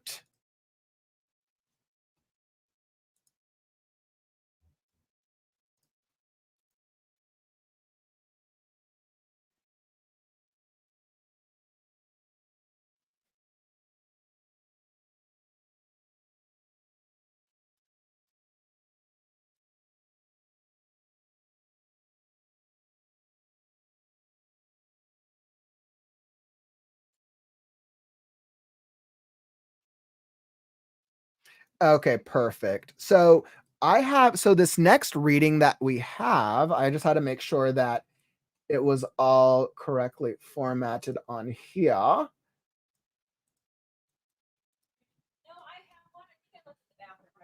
right, here we go. So I have all this here, and for some reason my formatting keeps messing up with me.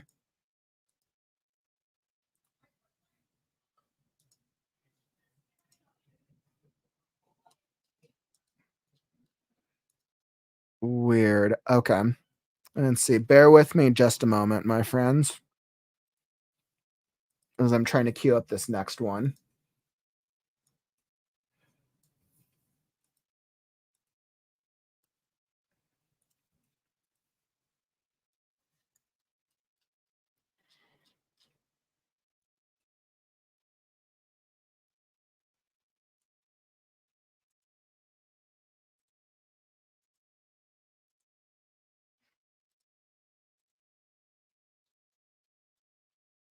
Okay, perfect. So I think I have it all set up on my end. Clearly, Kaufman's dealing with some some logistics today. Okay. So let's see. So for reading number 4.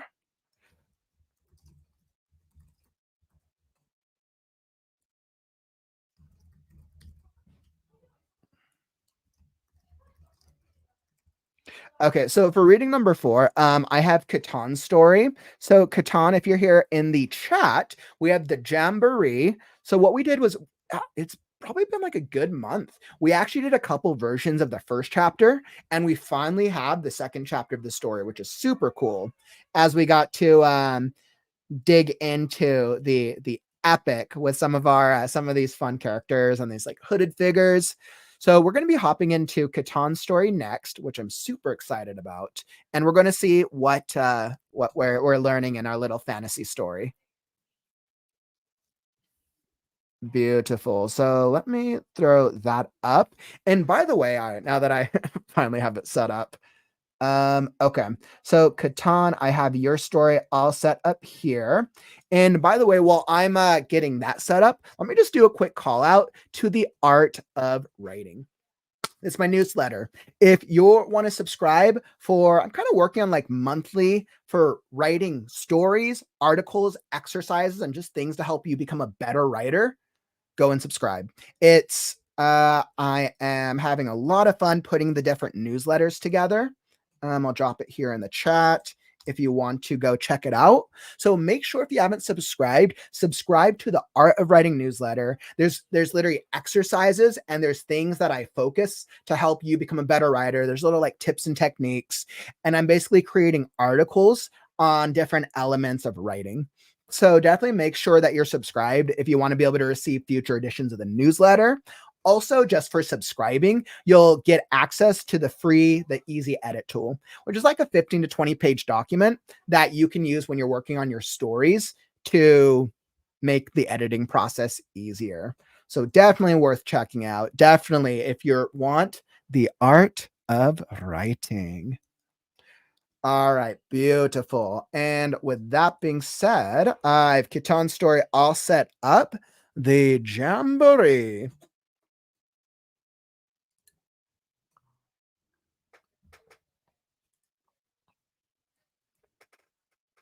Okay. I can feel my voice a little bit, but I still feel good. So let's continue on.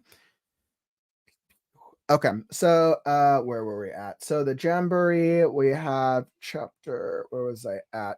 Chapter. I had the beginning of this chapter here. Here we go. So chapter 2. Okay. So we're at the second part of the story. Let's see. It's been a couple weeks since we've hopped into the Jamboree. So it's a fantasy story, and I want to say the main characters we were with was, who were they? We had Yudi, and then we had his two companions. What were they? I'm trying to see. We had Yudi, Shawshank, and D. So we had our three heroes, Yudi, Shawshank, and D, as their fight. It sounds like they have like magical powers, and they're fighting off and facing off against this hooded group who can use like portals, it seems, and maybe use some type of like magic. And there's like these like fantastical creatures which have showed up in the world, and we're learning like there's some crazy stuff going on here.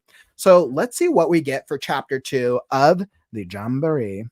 Awesome, my friends. Thanks for subscribing. You'll definitely start receiving stuff. You'll definitely start receiving issues on there. Thanks for the subscribing to it. Beautiful. So chapter 2, the Wanton drops.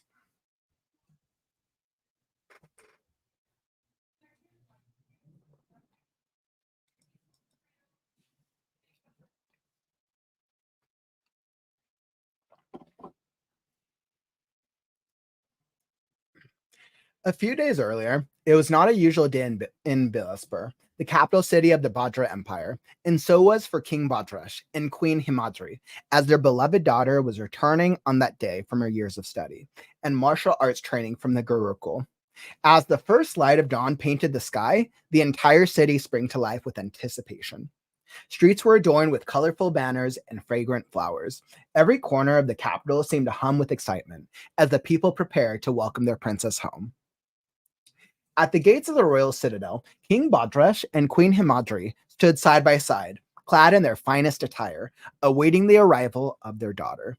The king's heart swelled with pride, as his daughter was returning more as a warrior and not as a young, delicate noble. While the queen, being a mother, was more excited to see her only child, who was devoid of the lavish lifestyle and comforts of the royal citadel. Her eyes shimmered with tears of joy. As the sounds of trumpets and drums started being heard, the cheering reached to its loudest form. People started feeling vibrations under their feet as the convoy heavily trod in, further towards the citadel. The gates swung open, but to everyone's amazement, no one stepped down the princess's chariot. There was sudden calm, but it didn't last long as they heard a horse galloping towards them. Everyone was stunned by the speed of the black, shiny, and furry horse as it passed by them. It stopped at the gates, neighing and rearing. And who dismounted the horse was a sheer pulchritude. Yes, as her name suggested, Lavanya was looking sublime in her black sleeveless silk gown and a golden tiara, the beauty that can induce lust even in the celibates. The nectar that every wasp yearns for. People now who were pushing each other to steal one glance at her had her fully projected before them, and to their surprise, she, unlike a warrior, was still very girlish. She kept intact all her delicacies through her harsh journeys of learning martial arts and didn't let her beauty wither away. She was slender, her face so radiant that the darkness can't stand against. Tresses, unlike any soldier, cascaded on both the shoulders. Her eyes were so intoxicating that could satiate the thirst of drunkards. However, no one dared look towards the austere gazes that were cast by them. She tucked the fluttering strands of her hair behind her that were interrupting her vision towards her parents. Lavanya was so desperate to meet her mother as her mother to Lavanya. Therefore, she wanted to rush to her mother, but the demeanor of a princess inhibited her to do so, and she walked like a princess should, all cordoned from both sides. She hugged her parents like a child who was lost and separated from them at the very young age. No one among the three uttered a single word. Only eyes were talking, and the tears were the words. After some time, the king broke the silence as a proud father. Welcome back, my warrior. The capital bows to you. The walls of the citadel bow to you, and once the world will bow to you.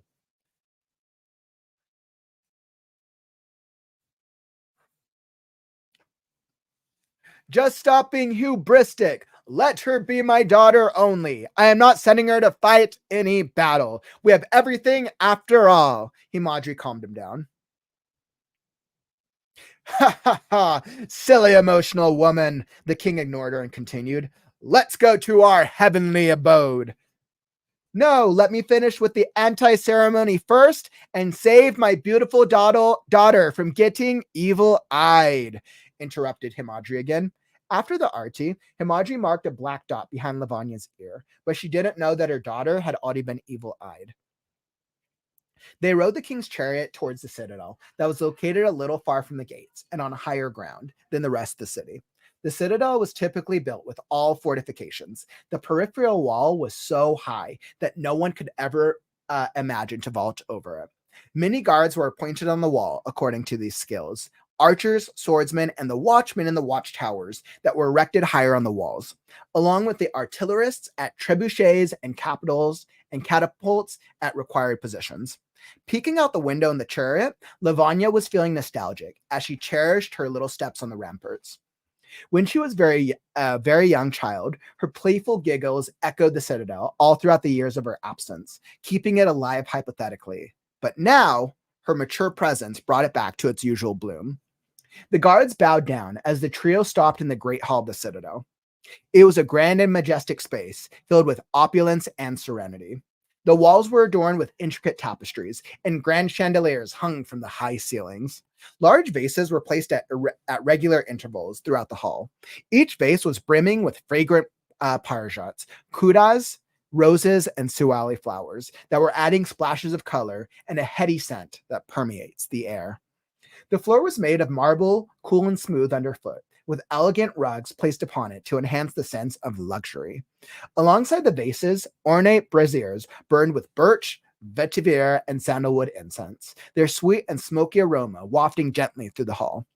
The combination of flora and incense created a captivating and harmonious blend that was comforting and soothing. Different royal delicacies and refreshing sherbets were served to partake of as they sent into the chair's plush cushion at the finely crafted dining table. Ah, my beloved daughter, welcome back. Your journey must have been arduous. We are so proud of your achievements, said the king, sipping his old preserved liquor from a golden goblet. Yes, darling, you have done wonderfully. The entire empire is celebrating your return. But I know this phase of life must have been hard on you, added the queen gently with a motherly warmth and concern. Thank you, father. Thank you, mother. It's good to be home. And now, when the whole empire is celebrating, I also want to be involved. I want to visit our different territories, and most importantly, Trishalgut, where our weapons are forged, replied Lavanya, bowing respectfully, her voice tinged with determination. But you have just returned, dear. You need rest, said the queen, worried. I must agree with your mother. You have been on a long, tiring journey. It would be unwise to embark on another so soon, said the king with a tone of authority. Father, I understand your concern, but my training instilled in me a deep respect and curiosity for our empire's strength and craftsmanship. Visiting Trishalga and other territories will give me invaluable insights, pleaded Lavanya with her determination unwavering. Well, your Determination is commendable. My decision stands. The journey to Chisholgut is long and grueling. You need time to recover and to be here with your people who have eagerly awaited your return, replied the king, sighing, but his tone remained firm. But father, began Lavanya desperately, listen to your father, dear. Rest for a while. There will be time to visit all the places. Your health and well-being come first, said the queen softly, placing her hand on Lavanya's shoulder. I understand, mother, father. I will rest for now, but I will go, and that is final. It is important to me, sighed Lavanya, her voice filled with a mix of frustration and acceptance. Very well, my daughter. We will discuss this again when you are rested and ready. Nodded the king with a smile. Nodded the kind with a smile returned to his face. After spending some time together, the king called in a cohort, including a Kanchuki eunuch, by clapping twice. Well, my dear, there are your assistants. They will assist you with anything you want from now onwards. Very well, father. Thank you, nodded Lavanya. Take your princess to her kaksha, ordered the king to the cohort. Lavanya told everyone to leave her alone in her room. She lied on her soft bed, which didn't give her more comfort, as she was not habitual of such softness, so she rose and sat. In a while, she lost in thoughts about the man she always dreamt, the man she would do anything to get to her life. She started imagining him fondling over beautifully sculpted contours of her body. The feeling in itself was so ecstatic and sublime that a tear of joy oozed out of her closed eyes and rolled down through her left gossamer cheek and rested for a while before moving ahead to the chin pit. The drop was the exceptional entity that had achieved such a milestone that one could ever dare to think. When it moved down across her slender and long neck, she felt as if he was touching her softly, and she toppled her head back. The move of a drop was so tickling that it ignited all the passion of the princess. Therefore, she stood up and loosened the strings of her gown that were holding her bosom tight and took a deep breath. The gown slipped down slowly from her shoulders. Till then, she had already gone wild, which made her pull out the wooden hair stick that was holding the bun, letting her stark black hair cascade upon her both shoulders. The drop now picked up a little pace, made its way through her cleavage towards her belly. Had she not loosened the moorings of her gown and let it slid off her shoulders, the suppression would have been almost choking to the drop, forcing it to spread across her breasts. But not at this moment. Not at all. The drop was stubborn, and she was most vulnerable, bound to the moment. At the same time, some strands of hair were titillating her areolas, making her more crazy. And the duo was on a journey to the sublimity, which shouldn't be stopped. The drop moved further, again, most wantonly, making her belly quiver up till now. The room was filled with her moans, which were getting louder. Both were unaware of the beautiful hurdle on the way. The drop traversed one last but long distance upon her glassy skin and rested in her eggy navel, surrounded by two concave curves, and dried out, leaving Lavanya halfway. This made the princess very angry, as the kernel was ruined, and she came back to reality, cursing her destiny. She then took a bath, lied on the bed, and slipped into slumber gradually. Wow. So, Ketan, I have to say, I'm very, very impressed by your overall, by the improvement of your structure and your overall word choice. As we think back to the past couple months and where the story like originally started, you're like your improvement and your skill as a writer has increased and improved tenfold.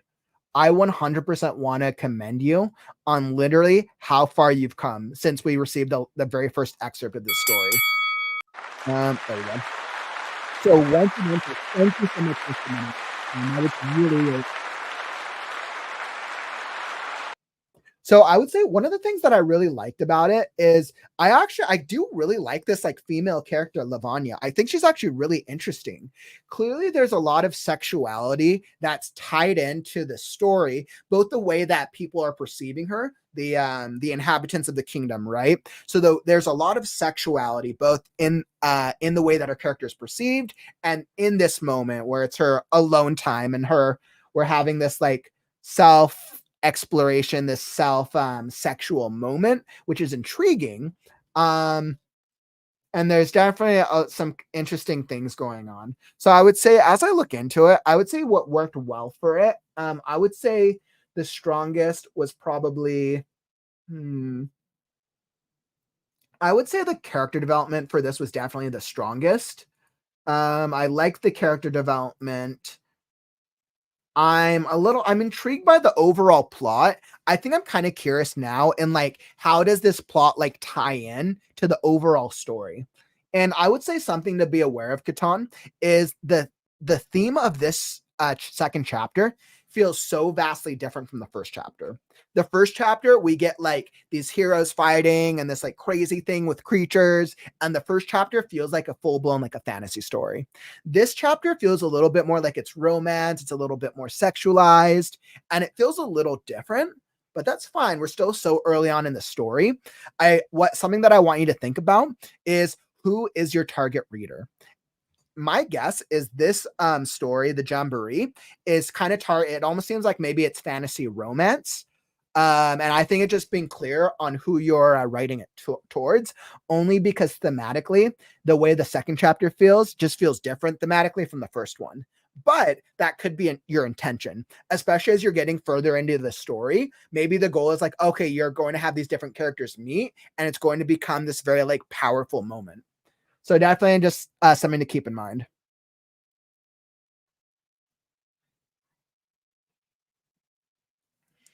Okay, let's see. So as we start off in the beginning, this is not a usual day. So we're getting the setup of the kingdom again, which is good. Oh, Jamber is just chapter one name. Gotcha. I totally thought that was the name of the overall story. That makes sense. Okay. And then the Wanton drops.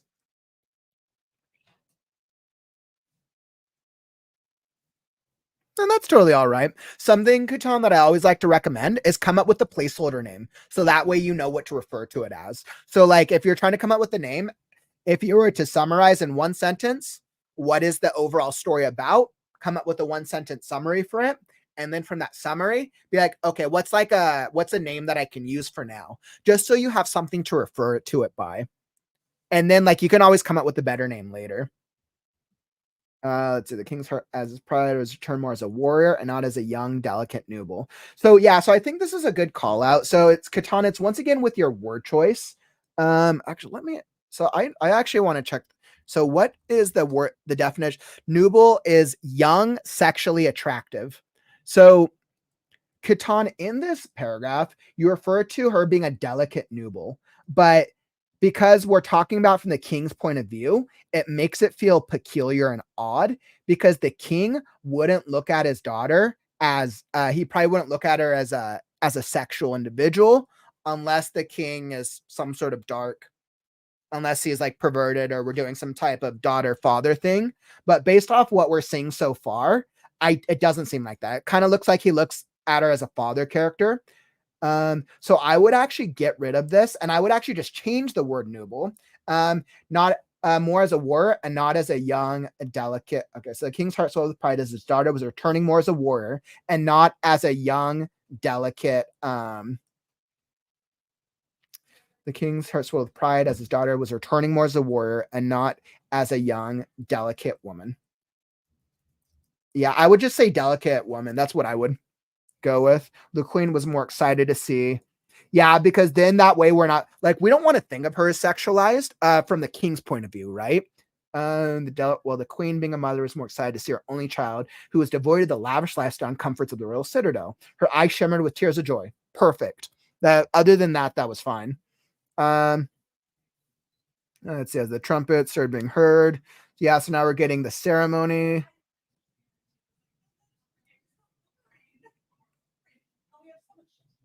And who dismounted the horse was a sheer pulchritude. I was wondering what pulchritude was. I feel like I've heard that pulchritude, but that could just be my own lack of. Pulchritude is beauty. Okay. And who dismounted the horse was a sheer pulchritude, was a sheer beauty.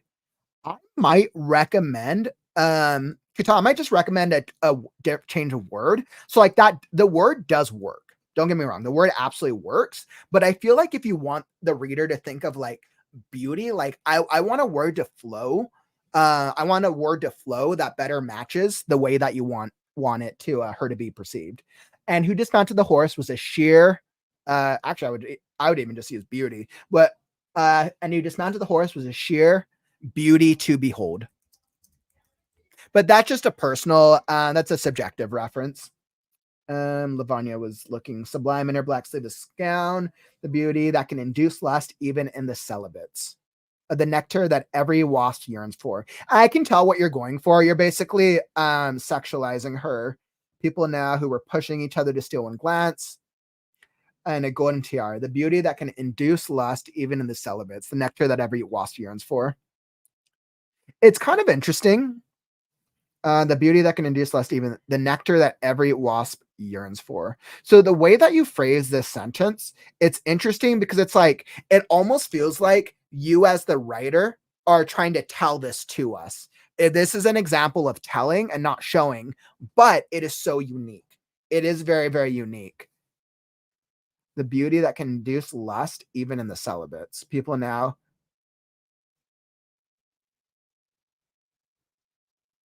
Yeah, the beauty can induce. Yeah, so like I would actually almost recommend just removing that sentence because I want you to show us how the people are trying to lust for her instead of trying to tell it to us. But it's a subjective thing. Like you could leave it there. I think it just might come across stronger if you let us focus on the people are pushing to get to her because you could tell like, oh, they want her, they desire her. And I think that would make it feel a little stronger. Had her fully projected, and to their surprise, she, unlike a warrior, was still very girlish. Yeah, and I mean, I would rephrase this as well, only because a warrior, she, unlike a warrior, was still so like warriors can be girlish. So like the way that it's framed right now is it's saying that warriors cannot be girlish. Many warriors can be girlish, obviously. I think what I would do is I would just rephrase this sentence. People now who are pushing each other to steal one glance at her, had her fully projected before them, and to their surprise, she and I would just change word to like she, unlike a princess or maybe unlike royalty. I think that would actually make it a little closer. She, unlike royalty, was still very girlish, or she, unlike the beautiful princess that she was, unlike the beautiful princess, was still very girlish. I think that would make it a little closer to home. And then the rest of this is good. She was slender, her face was so radiant that the darkness can't stand again. Tresses unlike any soldier. Cascade both eyes were so intoxicating that could satiate the thirst of that. Her eyes were so intoxicating that satiated, and I would do this, that satiated the thirst of the drunkards clamoring for her. Right. And then this brings us into the present moment. Right. And this makes us think like, oh, there's some drunkards that are trying to get at her. I'm like, oh, that's interesting. So clearly, like these people desire her. You're basically like this Lavanya is basically a represents like sexuality and is sexualized to such an extreme, which is interesting. This is an interesting theme to explore. However, no one dare look towards the austere gazes that were cast by them. So they want her, they desire her, but they fear looking at her. So it's interesting.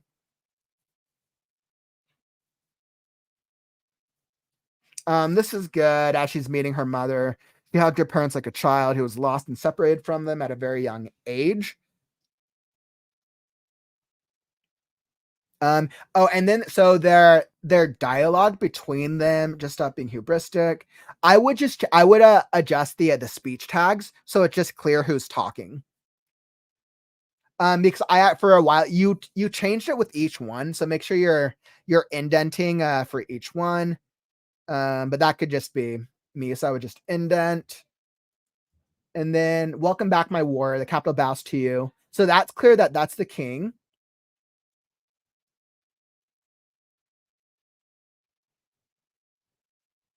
Okay, yeah. So this was the queen. So I just so I'm clear who is talking, I would do this speech tag here. Himradi calmed him down. Only so it's clear. And because we haven't set up who else is talking, we know they're here, but I don't know if they have any other royal attendants that are with them or any other people. So this makes it clear like, okay, it's the king, it's the queen, and that makes sense. And the king is okay, you're just being silly, woman. That's good. So all of that, that's good. I would just make the speech tags clearer.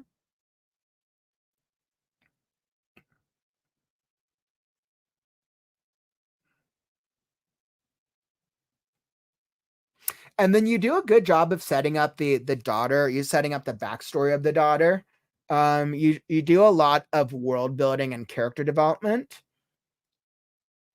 I actually really liked how you set up the palace. Describing the palace was actually really interesting. Once again, Katana, I'm so impressed by by how far you've come. Your word choice in describing the palace was well done, and what you're achieving with the character descriptions is improved so incredibly, my man. Like it's awesome seeing this. Um, I think I would.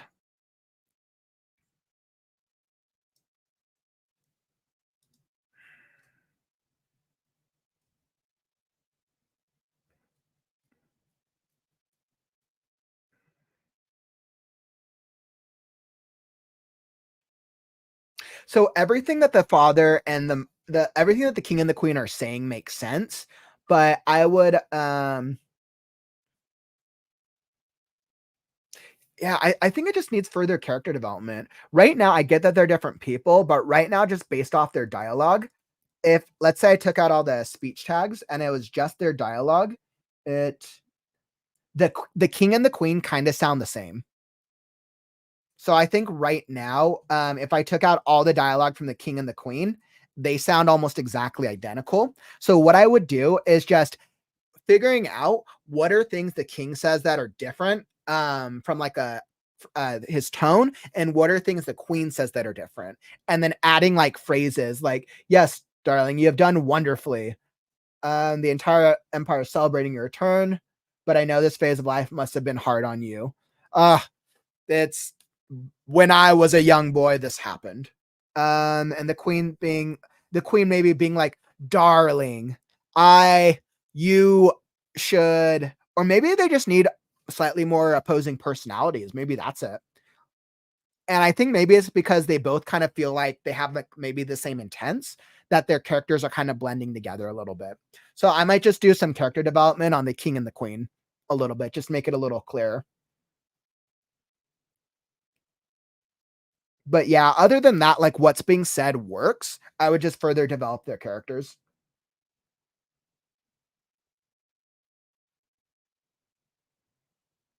And this was actually interesting. So the leading up to her like solo scene with the tear, I think that the tear thing was interesting. I think you started with it was good before moving ahead to the chin pit. I was like, that's could just use better wording. I would just say further ahead to the chin. I Yeah, and I would just say the drop was exceptional and today that achieved such a milestone that one could ever dare to think.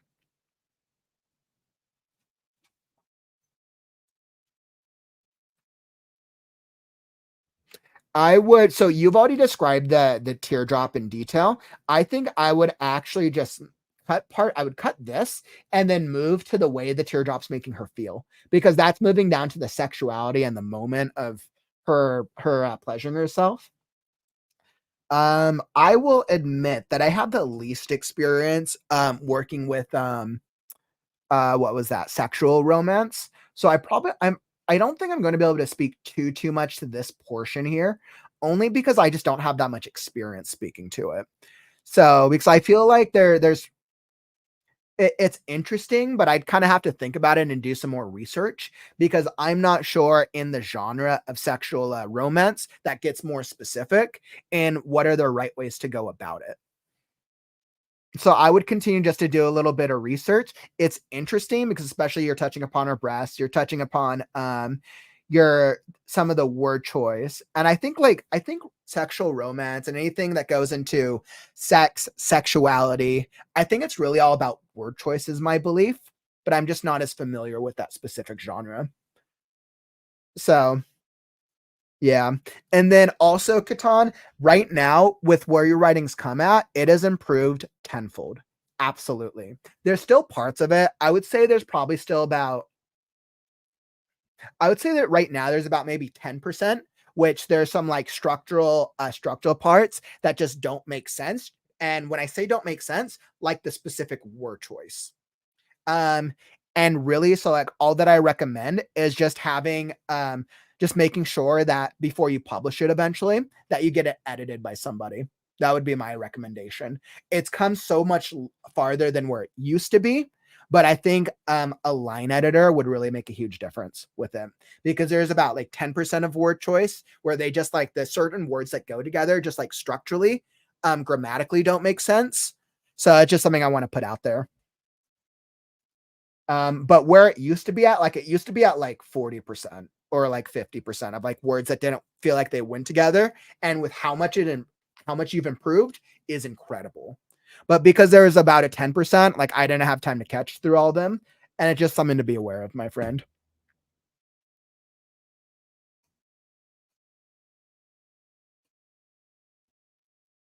Mm. She is a girl who's devoid of everything, even though being a princess, because she was away from home.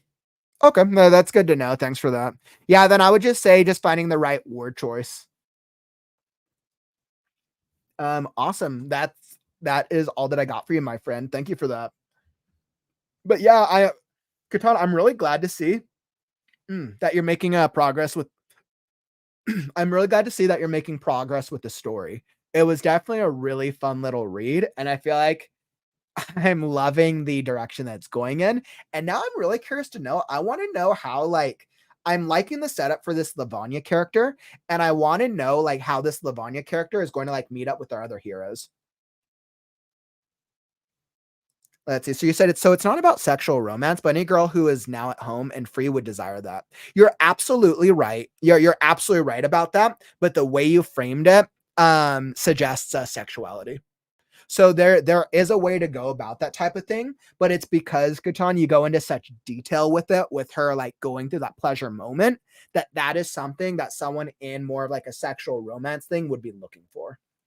So what I would suggest is if you don't want to sexualize it that much, I would actually describe that portion in less detail and just go into like oh describe maybe make it a little bit more like generalized because the moment isn't really about her like what she's doing. It's about the fact that she does something to try to pleasure herself, but then gets frustrated by the process and is like, well, screw this. I'm gonna go take a shower or take a bath or whatever. So yeah, if that's the goal, then that's how I would go about adjusting it if that's not your intention. Especially because like fantasy stories don't usually I mean, that fantasy stories will obviously use sex, obviously, and sex appeal, but they don't go into like the act of sex itself as often.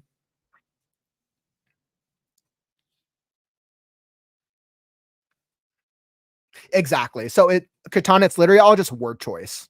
It's literally all just the specific words you use will make people think of one thing, even though that's not your intention, right? So it's like the same thing that you said with nubile, right? Nubile. Even though you're using that to describe someone like sexual, someone innocent, when you say nubile, that makes somebody think sexual. So that immediately creates the perception that you're writing a story about this like nubile experience that could, it's not risque is not the word, but it's kind of just it's a type of word that would make people think it's a different type of story than it isn't. And that's really all that it is more than anything else. It's just finding the right word choice that caters to the genre and the type of reader that you're writing to.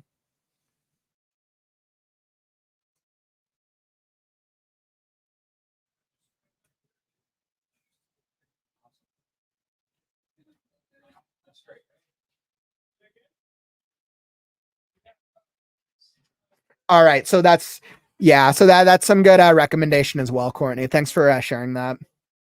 But yeah, awesome, Catan. So once again, thank you for submitting that.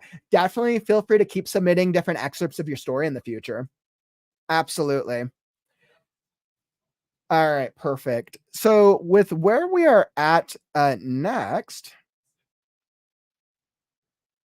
yeah, and like you can do that. Then I would say Catan touch upon how she's dreamt about him, right? Because I'm sure people out there, like if you've been dreaming about somebody all that time, then that would Oh, that description would come in later. Yeah. Then I think it's just making it clear that the reason she's getting turned on in that moment is because she sits down, she thinks about the dream. Oh, I'm turned on now. It just makes it clear. Yeah, actually move it to while she's in the bath. Ketan, that is a way. Yeah. Consider moving it to when she's in the bath because yeah, I think that would actually be a strong choice as well. And then it would make it like, oh yeah, then that's something that any of your female readers like, oh yeah, in the bath, that's something that feels like that could happen. As if I was thinking about how dirty she is, and the yep, and that's something that many like a lot of people would really take into consideration, right? The like the dirtiness and the infection aspect of it. It's a good point you bring up, Courtney. Um, Awesome. But yeah, it's really great. It's really great what you're achieving with your story because like those are really difficult things that you're doing. And those are things that I'm still like I'm asking myself like how would I approach like sexuality in terms of like if I have a character who's going to please themselves or if there's going to be a sex scene, I'm like, okay, how would I go about it? Because even with my story with Last Scarecrow, sexuality is a very it's not like it's really not that part, it's not integral to the first book of Last Scarecrow. Romance isn't an integral theme in that story, so it's not something I have to tackle with it, but something that I've had to tackle in other stories is obviously romance. I might have to tackle romance in a later book of Last Scarecrow, but we'll see. Well, we'll see how it evolves.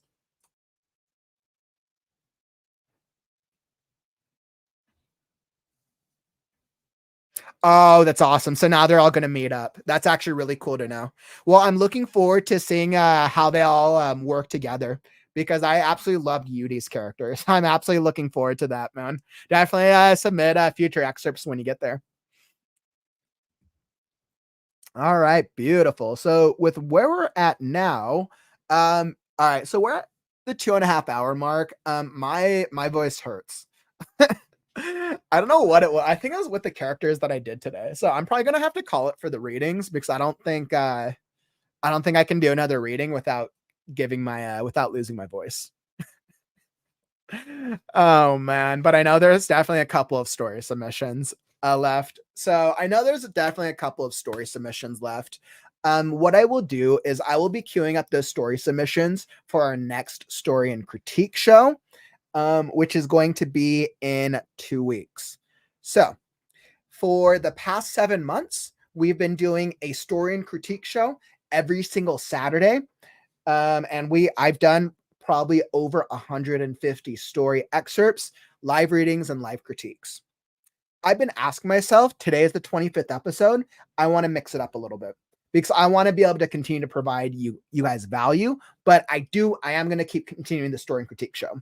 So next weekend, we're going to be trying a new format.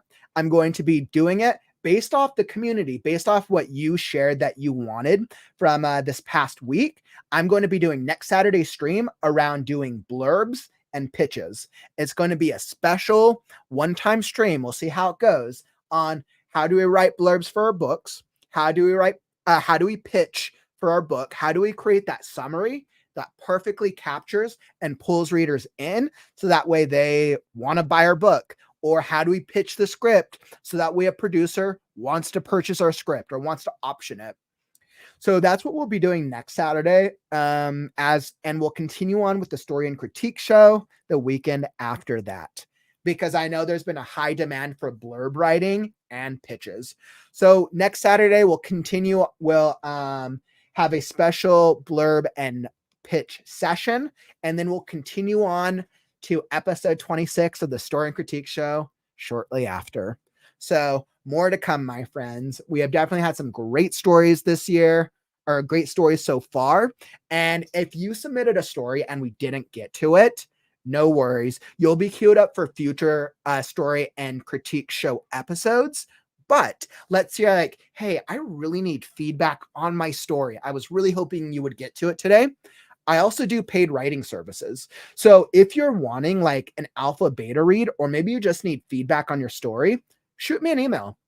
Let's see. Let me drop it in the comments. My email is Kaufman at the-creative-ghost.com. So shoot me an email if you're looking for you're like, hey, I really need feedback on it now. I can do the same thing offline. My services for alpha and beta reading average about the $20 an hour ish range, but it's based on word count. It's based on word count and how long it'll take me to get through it. So shoot me an email. Happy to do an offline thing if you're needing feedback immediately. I also do editing and ghostwriting, but I know this is specifically more around alpha and beta reading, since that's kind of what I'm doing on this story and critique show. Oh, awesome. I can feel my voice giving out. I can feel my voice giving out. I think it was one of the stories I did today. I like one of the characters. I'm like, oh, I can feel it. Oh man. Well, we'll see. Hopefully I'm able to survive. I'm 100% I'm hiring this guy. Aw, Penelope, you're the best. Bomb.com. I appreciate you, my friend. Awesome writing, everyone. Great show, Kaufman. Doreen, thank you. And by the way, so as we look forward towards tomorrow is going to be an unplanned writing session. I'm going to be finishing the end of Last Scarecrow. Tomorrow, my book, I started on January 1st. 7 months later, I will be writing the very last scene of Last Scarecrow. I'm writing the epilogue. 2 of 3 scenes done so far. We're going to write that very last scene. I'm going to finish it, or I'm going to finish it or else. So right now my plan is I'm going to be going live probably. I guess I could go later. I haven't decided. I'm either going to be going live early or late. I haven't. Well, we'll see how I feel tomorrow. It kind of based off my schedule. Usually I do them at planned times, but I'm trying to give myself a little bit of a break because I've done one of these every single weekend for 7 months. So I'll be back tomorrow at some time and we will finish Last Scarecrow. It was the grandpa. I know my voice like, old man. It was actually probably the 2 old characters because we did the grandpa in we did the grandpa and Eli story. Yeah, every single story had like a distinct character. Like Penelope's story had the very distinct Wizafina voice. Eli's story had the distinct grandpa voice. Sean's the Summer's Rain story had the distinct Miss Summers voice. Like I actually think that's probably what it was. Oh man, I know. Clearly I need to be either I need to be more aware so that way I don't damage my voice too early on in these, or I need to find some more reading companions so I can make sure to get through all the submissions. We'll see how this goes. He went too hard for grandpa voice. I went too hard. Maybe I'm just my old man is coming out. Maybe I should get a cane one of these days. Clearly I just have too much fun. Aw, thank you so much, my friend. Your show is great. YouTube show I've ever seen. I really appreciate that.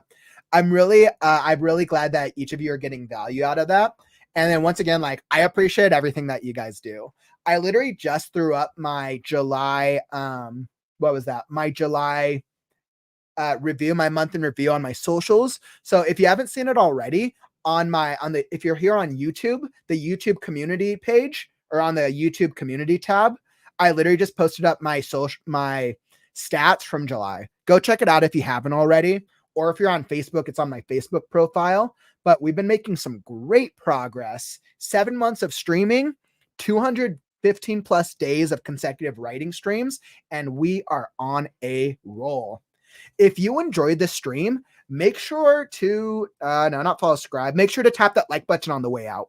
Tap that like button. Let me know that you got value out of it and help us show the algorithms that writing streams are cool.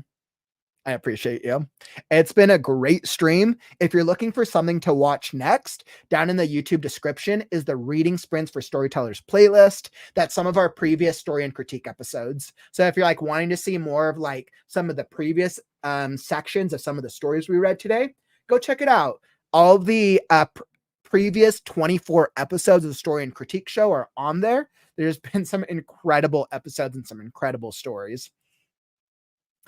That's all that I got for you today. That brings us to the end of the stream. It's been a great Saturday. It's been a great experience. Don't forget, Words are wind, but stories are forever. I'm Kaufman, and I'll catch you on the morrow. Stay creative.